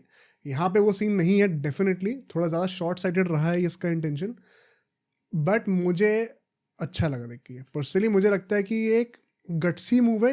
Easiest thing होती है विराट कोहली को कप्तान बनाना. तो यहाँ पे आरसीबी को अप्रिशिएट करना बनता है. What do you think about what Andy Flower has said? क्या उसने बोला है Virat doesn't need to be the captain to lead the team. सच बात है यार. मतलब मुझे ऐसा लगता है कि बात तो सही है ये, बट मतलब क्या ये ओपनली आके कहना जरूरी है? क्यों? मतलब इसमें बुरा भाई क्या है? पाटीदार कैप्टन बनाया आपने, हाँ, तो आप एक तरीके से उन पर ट्रस्ट शो कर रहे हो पूरा. भाई एक मिनट, पाटीदार कप्तान बन गए हैं, लेकिन अभी भी पूरा RCB will still revolve around Virat Kohli. Of course, मतलब चाहे मार्केटिंग हो चाहे ऑन फील्ड हो. तो फिर कप्तान बनाने का फायदा क्या है? You are thinking in a new direction. और विराट कोहली 6 साल और नहीं खेलेंगे, बट पाटीदार खेल सकते हैं. मतलब ये इस साइकिल के बाद चलो हमने सेट कर लिया कि आगे कैसे आरसीबी जाने वाली है. पाटीदार एनीवे आरसीबी के लॉन्ग टर्म फ्यूचर के पॉइंट ऑफ व्यू से देखा जाए तो एक ट्रांजिशनरी कैप्टन ही है काइंड ऑफ. क्यों? मतलब he is a bridge between the end of Kohli era and post Kohli era. या शायद एक साइकिल उसमें जो उनकी रही कैसा कैप्टन वो कोहली एरा में होगी, और एक विदाउट द कोहली एरा रहेगी. तो वो एक ब्रिज की तरह एक्ट कर रहे हैं फॉर एन आरसीबी जो कि विराट कोहली के बिना कैसे देखी जाएगी. तो अगर वो 6 साल कप्तानी करते भी है, 2 साइकिल कप्तानी करते हैं, 37, अज्यूमिंग वो 6 के 6 साल कप्तानी करें, आधे उनका पीरियड रहेगा in the last years of Kohli and आधा साल रहेगा in grooming the new RCB for the next 10 years. तो उस सेंस में एक ट्रांजिशनरी कप्तान है in the context of the next 30-40 years of RCB. एक बहुत बड़ा ये एक पावर शिफ्ट वो मार्क करने वाला है यहाँ पे. सो आई थिंक कोई बुरी चीज़ नहीं है इसमें, एंड उन्होंने अपनी आइडेंटिटी को चेंज करा आरसीबी ने. एक लो की कप्तान के साथ गए हैं, एक होम ग्रोन टैलेंट. भाई कितनी बार हमें देखने को मिलता है कि एक बड़ी फ्रेंचाइज का कप्तान एक ऐसा बंदा हो जो इंडिया से हार्डली कुछ खेला है. पट्टीदार ने हार्डली क्या 2 मैच खेले मेरे ख्याल से, 2 टेस्ट खेले थे. काइंड ऑफ नीली कह सकते हो एक तरीके से. गायकवाड़ ने तो फिर भी 100 मार रखी है. It's a very good opportunity for Patidar, plus sets a very good example for upcoming talent कि आप आईपीएल में रहकर भी बिना इंडिया खेले कप्तान बन सकते हो अगर आप लॉयल रहो, आप परफॉर्म करके दो तो. प्लस पाटीदार के लिए मुझे इसलिए ऐसा लगता है ना कि अगर आप कप्तान होते हो और फिर आप अच्छा परफॉर्म करते हो तो वो directly it increase your chances of being in the Indian team. हाँ, तो अगर वो यहाँ पे परफॉर्म कर देते हैं एज द कैप्टन तो डायरेक्टली उनका, प्लस स्पिन के बहुत अच्छे खिलाड़ी हैं वो, तो अगर वो अपना गेम इंप्रूव करते हैं और अच्छा परफॉर्म करते हैं तो डायरेक्टली वो इंडियन टीम में उनकी जगह बन सकती है. और ऑल एंड ऑल मुझे लगता है कि आरसीबी ने वही एक गट्सी मूव दिया है, तो आई विल बैक देम. मतलब मुझे तो खुशी हुई जानकर ये, क्योंकि विराट कोहली होते तो मुझे तो लग रहा था कि जीतने तो नहीं वाले थे यार. जीतने नहीं वाले थे, बट मुझे लगता है कि फिर आपने इतनी तगड़ी आपने वो पूरी मार्केटिंग करी कि हमने क्या सोच के टीम बनाई है, आपने एक सीरीज निकाल दी उसके पीछे की, बट अब वापस damage control, the expectations are back to nil now. नहीं तो तुम क्या एक्सपेक्टेशन लेके चलो थे इस टीम यार मतलब एक्सपेक्टेशन, चलो ये कहते हैं ना कि हर सीजन में जाते हुए एक ये होता है कि चलो आप प्लेऑफ तक तो जाओगे ही जाओगे. अगर इस टीम के साथ तुम्हें लग रहा है कि प्लेऑफ तक जाएंगे? भाई अगर लास्ट जो ईयर की टीम थी उसके साथ ये लोग प्लेऑफ चले गए, उस नॉलेज से तो कोई भी टीम जा सकती है आईपीएल में. पंजाब भी जा सकती है. मैंने जो उस टाइम पे कहा था ना मेगा ऑक्शन में, उसके बाद जो मैंने पॉडकास्ट में कहा था कि अगर ये टीम प्लेऑफ्स में जाने वाली है या फिर आगे तक जाने वाली है, और it is solely going to be dependent on how Virat Kohli performs. जैसे लास्ट ईयर वो खींच के ले गए थे कुछ ना कुछ करके, उनका सेकंड बेस्ट आईपीएल सीजन था. आई थिंक इस सीजन भी आई एम नॉट श्योर. तो मेरा पर्पस ये बोलने का है कि RCB is finally trying to move forward from Virat Kohli. तो अब आप फिल सॉल्ट भी लेके आओ, आप एक लिविंगस्टन भी लेके आओ. ऑल्दो ये इंग्लिश डिपेंडेंसी ने बना ली, बेवकूफ़ी करी है, but on paper you are trying to play around Virat Kohli. अब आप सिर्फ उनके ऊपर रिस्पॉन्सिबिलिटी नहीं थोपना चाहते हो. तो they are in that stage now officially, जहाँ पे वो विराट कोहली के बाद की की प्लानिंग करना शुरू कर चुके हैं. एंड रजत पाटीदार को कप्तान अनाउंस करना एक बहुत बड़ा स्टेप है इस डायरेक्शन के अंदर. तो मैं तो समझता हूँ कि ये सही डायरेक्शन में जा रही है RCB. Finally they are starting to think beyond superstars like Virat Kohli, and इस चीज़ को अप्रिशिएट करना चाहिए आरसीबी फैंस को भी. अरे मैं कर रहा हूँ तो आरसीबी फैंस को तो करना चाहिए भाई, इवन इफ इट मीन्स कि आप टाइटल अभी नहीं जीत रहे 1-2 साल, क्योंकि वैसे भी कौन सी जीते यहाँ पे. तो आपके पास ऐसा है क्या जो आप रजत पाटीदार को गाली दोगे? तो पाटीदार के ऊपर प्रेशर भी कम है, इसीलिए भाई गायकवाड़ के ऊपर 5 टाइटल्स की लेगेसी का प्रेशर है. हाँ, इसके ऊपर प्रेशर थोड़ी है. जैसे लास्ट सीजन हमने देखा था ना कि विराट कोहली चले थे, फाफ डू प्लेसी कुछ खास नहीं चले थे, बट एक और जो बैट्समैन था जिसने अच्छा परफॉर्म करा था वो रजत पाटीदार थे. वो भी पता थोड़ा लोग भूल जाते हैं, बट इनिशियली उनके ऊपर बहुत सवाल उठे थे. हाँ, उसके बाद में आके परफॉर्म करना 50 मारनी स्टार्ट करी थी जब उनने. बट इसका मतलब क्या है भाई, अगर उनके पास कप्तानी आ गई है, लाइक 99% ऑफ द प्लेयर्स जब उनके पास कप्तानी आती है तो एक वो भार पड़ता है उनके ऊपर, एंड उनकी पर्सनल परफॉर्मेंस थोड़ी ड्रॉप होती है. तो I think back again it is going to be Virat Kohli. कैसा परफॉर्म करेंगे उसके बेसिस पर टीम आगे जाएगी. I would like to believe कि इससे मूव ऑन कर रहे हैं, बट इट इज आरसीबी, कुछ भी हो सकता है. इन my opinion good direction and good step. ठीक है, स्पीकिंग ऑफ आरसीबी अपने लास्ट सेगमेंट पे चलते हैं. ऐसे रूमर्स आ रहे हैं कि जो पहला मैच होने वाला आईपीएल का केकेआर और आरसीबी के बीच में होने वाला ईडन गार्डन्स में. एक तो पहली बात मैं ये जानना चाहता हूँ कि जब मैं बोलता था कि ईडन गार्डन्स में अगले साल आईपीएल हो रहा है, तो लोग कमेंट करते थे कि ईडन गार्डन्स रेनोवेशन में जा रहा है, ये हो रहा है, वो हो रहा है, बट अल्टीमेटली हो तो रहा है ईडन गार्डन्स में. तो क्या एग्जैक्टली सीन है मुझे समझा देना एक बार, I am not aware of it. Secondly RCB के साथ पहला मैच, कोई सेंस है इस बात का? आई थिंक एसआरएच के साथ होना चाहिए था भाई. ब्लॉकबस्टर मैच तो है ये. KKR SRH would not have been a blockbuster match. तो मतलब आप कहना चाह रहे हो कि आरसीबी सीएसके से ज्यादा नंबर लेके आएगी? अच्छा, केकेआर सीएसके अगर होता तो उससे पता नहीं भाई, मतलब देखते क्या होता है, बट मतलब ये प्रॉपर राइवलरी है. Last season potential. हाँ वैसे ये है सीएसके और केकेआर कोई राइवलरी नहीं. It's not rivalry. आरसीबी और केकेआर तो कट्टर राइवलरी है भाई साहब. प्लस भाई एक इंटरेस्टिंग बात ये होगी कि यहाँ पे दोनों नए कप्तान दिखेंगे. हाँ, यहाँ पे रजत पाटीदार होंगे और वहाँ पे it remains to be seen कौन कप्तान होने वाले हैं. बट अगर वेंकटेश अय्यर होते तो दोनों ऐसे टाइप के जो कि पहली बार कप्तानी कर रहे हैं आईपीएल में, वो हमें देखने को मिलेंगे. तो आई थिंक इंटरेस्टिंग तो होगा मैच, एंड एक अच्छा मैच चूज करें इन लोगों आई एम ने. ग्लैड कि ये लोग फाइनली आरसीबी और सीएसके का जो वो बना रखा है, ये पहला मैच इनका ही होना चाहिए. It was a disgrace to the tournament in my opinion, because आप ब्लेटेंटली टीआरपीस के पीछे भाग रहे हो हाँ. And you are disrespecting the other teams. अगर आपको याद हो तो पहले कल्चर ये हुआ करता था कि जो टीम जीतती थी उनका पहला मैच होता था, एंड तब टीआरपी का इतना इशू नहीं होता था. It is only in the last 3-4 years जब ये पीआर का गेम इतना आ गया है, ज्यादा ही भागने लग गए हैं लोग उसके नहीं पीछे. भागने लग गए क्योंकि पीआर भी इतनी स्ट्रांग हो गई है कि फिर वो 3 नाम ना, रोहित, कोहली, धोनी को ज्यादा ही ऊपर निकले हैं. हाँ. पहले इतनी फैन फॉलोइंग किसी की भी नहीं थी. Yeah. कट्टर I would say fan following तो होती थी, बट जो कट्टर है ना कि मेरा अच्छा हो तेरा बुरा हो, वो चीज इतनी आ गई ना कि these broadcasters want to capitalize on that. Yeah. And I think it's a good step once again कि आप वापस वो ओरिजिनल फॉर्मेट की तरफ जा रहे हो. जो टीम जीती है उसको रिस्पेक्ट देनी चाहिए. इनफैक्ट जो फाइनलिस्ट चाहिए कायदे से उसका भी मैच होना चाहिए. ऑल्दो मतलब RCB CSK is also banger match भाई.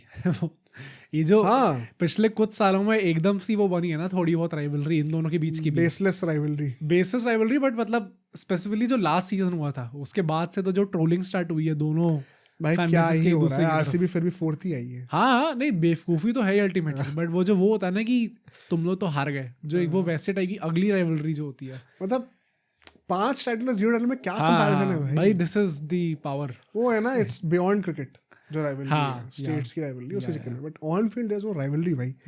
बट केकेआर की बात कर रहे थे अभी, ये भी रूमर निकल के आया कि ये लोग अपेरेंटली ऑल इंडिया एक परेड करने वाले ट्रॉफी के लिए.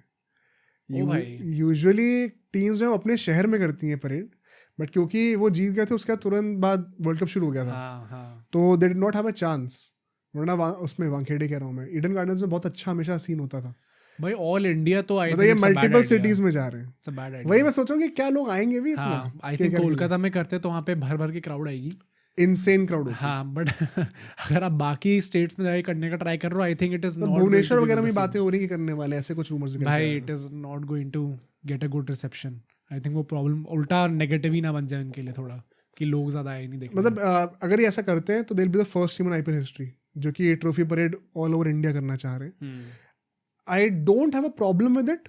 इट्स अ गुड एक्सपेरिमेंट, क्योंकि मुझे लगता है अगर कोई ये टीम करती है, आई वुड लव कि सारी टीम्स ऐसा करें. अगर ये सक्सेसफुल होता है तो मजा आएगा देखने में. I think the only team that can pull this off is RCB and CSK. Not MI. No, not really. Okay, मतलब एमआई थर्ड डेफिनेटली आएगी, बट ये दो टीम्स मेन. हाँ, राइट. और इन दोनों का भी तब तक ही है जब तक विराट कोहली और धोनी खेल रहे हैं. Once Dhoni is out, once Virat is out, नहीं मतलब विराट धोनी का तो ऐसा है ना कि ये लोग कहीं पे भी कर दें, लोग आने. हाँ, रोहित से ज्यादा है. मतलब सिर्फ देखने के लिए आ जाएंगे लोग, सिर्फ विराट कोहली को देखने के लिए आ जाएंगे. मतलब यू कुड आर्ग्यू कि कोलकाता में कोलकाता के लिए जितने लोग आएंगे उतने किसी के लिए नहीं आएंगे. बहुत कट्टर फैंस हैं. हाँ, हो सकता है. बहुत लॉयल फैंस हैं. बट ऑल ओवर इंडिया की जब अपील आ जाती है ना, तो देन नीड सुपरस्टार्स, एंड वो Dhoni and Kohli, Rohit, they have transcended all the boundaries. तो अलग सिटीज में अगर आप जाओगे तो बेटर टर्नओवर रेशियो वहाँ पे मिल जाएगा. But it's a good idea. I think. तुम्हें क्या लगता है? मतलब मुझे अभी भी लगता है कि आई डोंट थिंक बहुत अच्छा रिसेप्शन मिलने वाला है इनको. Regarding reception, you are bold enough to try it.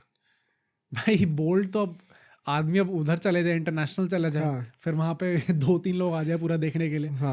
I think ठीक है, वाला इट इज गुड कि आप इतना कॉन्फिडेंस है आपको कि आप ट्राई कर रहे हो इस चीज़ के पीछे, बट मुझे लगता है कि कहीं अल्टीमेटली नेगेटिव पीआर ना हो जाए इसके. मैं इसको इस तरफ से देख रहा हूँ कि मैं चाहता हूँ हर टीम ऐसा करे, तो it's an opening into it. तो मैं उस तरफ से कह रहा हूँ कि बोल्ड मूव है ये, क्योंकि मैं चाहता हूँ हर टीम ऐसा करे. बट जो लास्ट पॉइंट होने वाला डिस्कशन का, ऐसे रूमर्स भी निकल के आ रहे हैं कि डीसी ने ऑलमोस्ट कंफर्म कर दिया कप्तान. अक्षर पटेल हो चुके हैं. केएल राहुल का है कि मतलब वर्स्ट केस सिनेरियो में अगर अक्षर पटेल को कुछ हो जाता है तो ही केएल राहुल कप्तान बनेंगे, वरना 99% कंफर्म्ड है कि अक्षर पटेल कप्तान बन रहे हैं. What does this mean for the brand KL Rahul and for DC? I think DC की तरफ से देखें तो शायद ऑन फील्ड डिसीजन ये बेटर हो. I don't know. I agree. पता सरप्राइजिंग लोग कहेंगे केएल राहुल कप्तान क्यों नहीं है, बट हमने केएल राहुल के ऊपर एक पॉडकास्ट करा था and we had mister Jamie Alter also on the episode. उन्होंने भी बताया था कि केएल राहुल ने कभी कप्तानी करी नहीं थी भाई इससे पहले, until he came into the limelight. उनका कोई डोमेस्टिक में रिकॉर्ड, जूनियर लेवल से कोई रिकॉर्ड है नहीं कप्तानी का. he is being forced into captaincy. तो एज अपोज टू अक्षर पटेल जो कि अभी देखो इंडिया के वाइस कप्तान रहे हैं, एंड डीसी के उन्होंने कप्तानी लास्ट टाइम करी थी, मैच हारे थे आरसीबी से, लेकिन कप्तानी अच्छी करी थी. इफ यू रिमेंबर, चेन्नई स्वामी में मैच हुआ था. he has shown promises. He has been there with DC for long, and I think unlike KL Rahul, कप्तानी के चक्कर में बर्डन नहीं होंगे. बर्डन नहीं होंगे, प्लस ऐसा भी है ना, केएल राहुल के पास ऑलरेडी बहुत ज्यादा भार होने वाला है. Exactly. मतलब पहली बात तो आप आ रहे हो, चलो वो 14-15 करोड़ के प्राइस टैग से, प्लस ये going most probably going to open the innings, And a wicket keeper also. And a wicket keeper also. तो आई थिंक ऑलरेडी काफ़ी रिस्पॉन्सिबिलिटीज़ हैं उनके ऊपर, तो कप्तानी ना ही दी जाए उनको तो बेटर इस टाइम पे. ऑल्दो आई थिंक वो डीसी ब्रांड जो है उसको बहुत हेल्प नहीं मिलने वाली है इससे. अक्षर पटेल इज नॉट हाँ. Not famous personality. वैसे As famous as KL Rahul. As famous as KL Rahul. तो आई थिंक वो उस हिसाब से, क्योंकि ऐसे कुछ फ्रेंचाइज है अभी भी जिनको वो एक फेस चाहिए. But once again credit to DC ना, जैसे हमने RCB के लिए कहा. हाँ, ये मतलब, पता है मैंने चीज नोटिस करी है कि एज IPL इज प्रोग्रेसिंग, हर टीम की थिंकिंग जो है ना वो रिजल्ट ओरिएंटेड होते जा रही है. हाँ, या वो ग्लैमर वाले पार्ट से ना हट गए. हर किसी को चाहिए भाई ये सब होता रहेगा, ट्रॉफीज कहाँ हैं. Specially it's not a coincidence, RCB DC अभी तक ट्रॉफीलेस है और यही दोनों चीज लोग ऐसा कर रहे हैं. तो they are finally waking up to the fact कि ब्रांड से कुछ नहीं होता, अल्टीमेटली ट्रॉफी काउंट करती है. मतलब ट्रॉफी जीतोगे तो नेचुरली आपकी ब्रांड भी इंक्रीज होने के चांसेस बहुत ज्यादा हो जाएंगे. फॉर KL राहुल अगर हम लोग बात करें, I think KL Rahul the brand के लिए तो ये नेगेटिव न्यूज़ है for sure, but KL Rahul the player के लिए ये ब्लेसिंग इन डिस्गाइज है मेरे ख्याल से. या मुझे वही लगता मतलब he should take it positively, and क्योंकि अगर वो नेचुरली परफॉर्म करके दिखाएंगे तो उनकी ब्रांड वैल्यू इंक्रीज ही होगी इसके बाद से. हो सकता है आगे जाए कप्तान वापस बन जाए भाई इस फ्रेंचाइज में, तो किसी और फ्रेंचाइज में बन जाएंगे आगे है. जाके. मतलब why would you want to leave this franchise going forward? मतलब अगर वो रिजल्ट्स नहीं आएंगे आगे जाके तो आगे जाके मतलब अब ही इज 31, नेक्स्ट साइकिल तक वो 34 के होंगे या लास्ट कॉन्ट्रैक्ट. तो अब वो क्या तब चेंज करना चाहेंगे at the cusp of his career? अब वो भी तो सोचने वाली बात है. Ideally you would want to finish in Delhi now. पर अब पता नहीं भाई, ऐसे होता तो है लास्ट उसके लिए. ऐसा तो है नहीं कि केएल राहुल के होता करियर सबके में. साथ है. वो तो रहाणे के साथ भी हुआ है. हाँ, बट कितने लोग उसको अच्छे तरीके से पुल ऑफ कर पाते हैं? To be as big a brand as KL Rahul, you also need to pull this off. ना होता तो सबका है, होने को तो रसल और नारायण को आप ऑक्शन में भेजो, चेंज हो जाएगी टीम. या बट क्या आप उसको फिर जस्टिफाई कर पाओगे? तो अभी तो जस्टिफिकेशन इसी बात की हो रही है कि 17 करोड़ से गिर के 14-15 करोड़ हुए. आप पहले तो पे गैप को बचा लो, आप वरना आपकी ब्रांड वैल्यू कमी होती रहेगी. आई थिंक वही he should take it positively. And यहाँ पे बाहर काम होगा तो उनकी हेल्प ही होने वाली है अल्टीमेटली. रन आएंगे तो सब होगा. हाँ, जबरदस्ती में वो कप्तानी का भी सोचने की जरूरत नहीं है कौन किसको कब बुलाऊं मैं. तो अगर आप सिर्फ अपनी बैटिंग पे ध्यान दोगे, क्योंकि that is what KL Rahul also needs as a player. उनकी इंडियन टीम में कप्तानी तो दूर दूर तक नहीं है, वाइस कप्तानी ही नहीं है अब तो अगर उनको इंडियन टीम में जगह बना के रखनी है, 31 राइट नाउ, अभी 5-6 साल और पड़े हैं, तो he needs to be a good batsman. 100%. अगर वहाँ पे वो कॉम्प्रोमाइज होते तो डायरेक्टली टीम इंडिया से बाहर जाएंगे वो. अब वो कप्तानी कोटा, वाइस कप्तानी कोटा, पोटेंशियल कोटा, वो सब नहीं रहेगा इसके बाद. आई थिंक अब एज भी क्योंकि आ रही है प्राइम में, तो I think that's a good note to end the podcast. एक ब्लेसिंग इन डिस्गाइज हो सकता है इन टीम्स के लिए. प्लस गोइंग फॉरवर्ड अब अगले 2-3 हफ्ते तक चैंपियंस ट्रॉफी का काफ़ी इंटेंस फ्लेवर आने वाला है हमारे चैनल पर. तो कई लोग काफ़ी रिक्वेस्ट भी कर रहे थे कमेंट्स में, हमने सबको देखा है.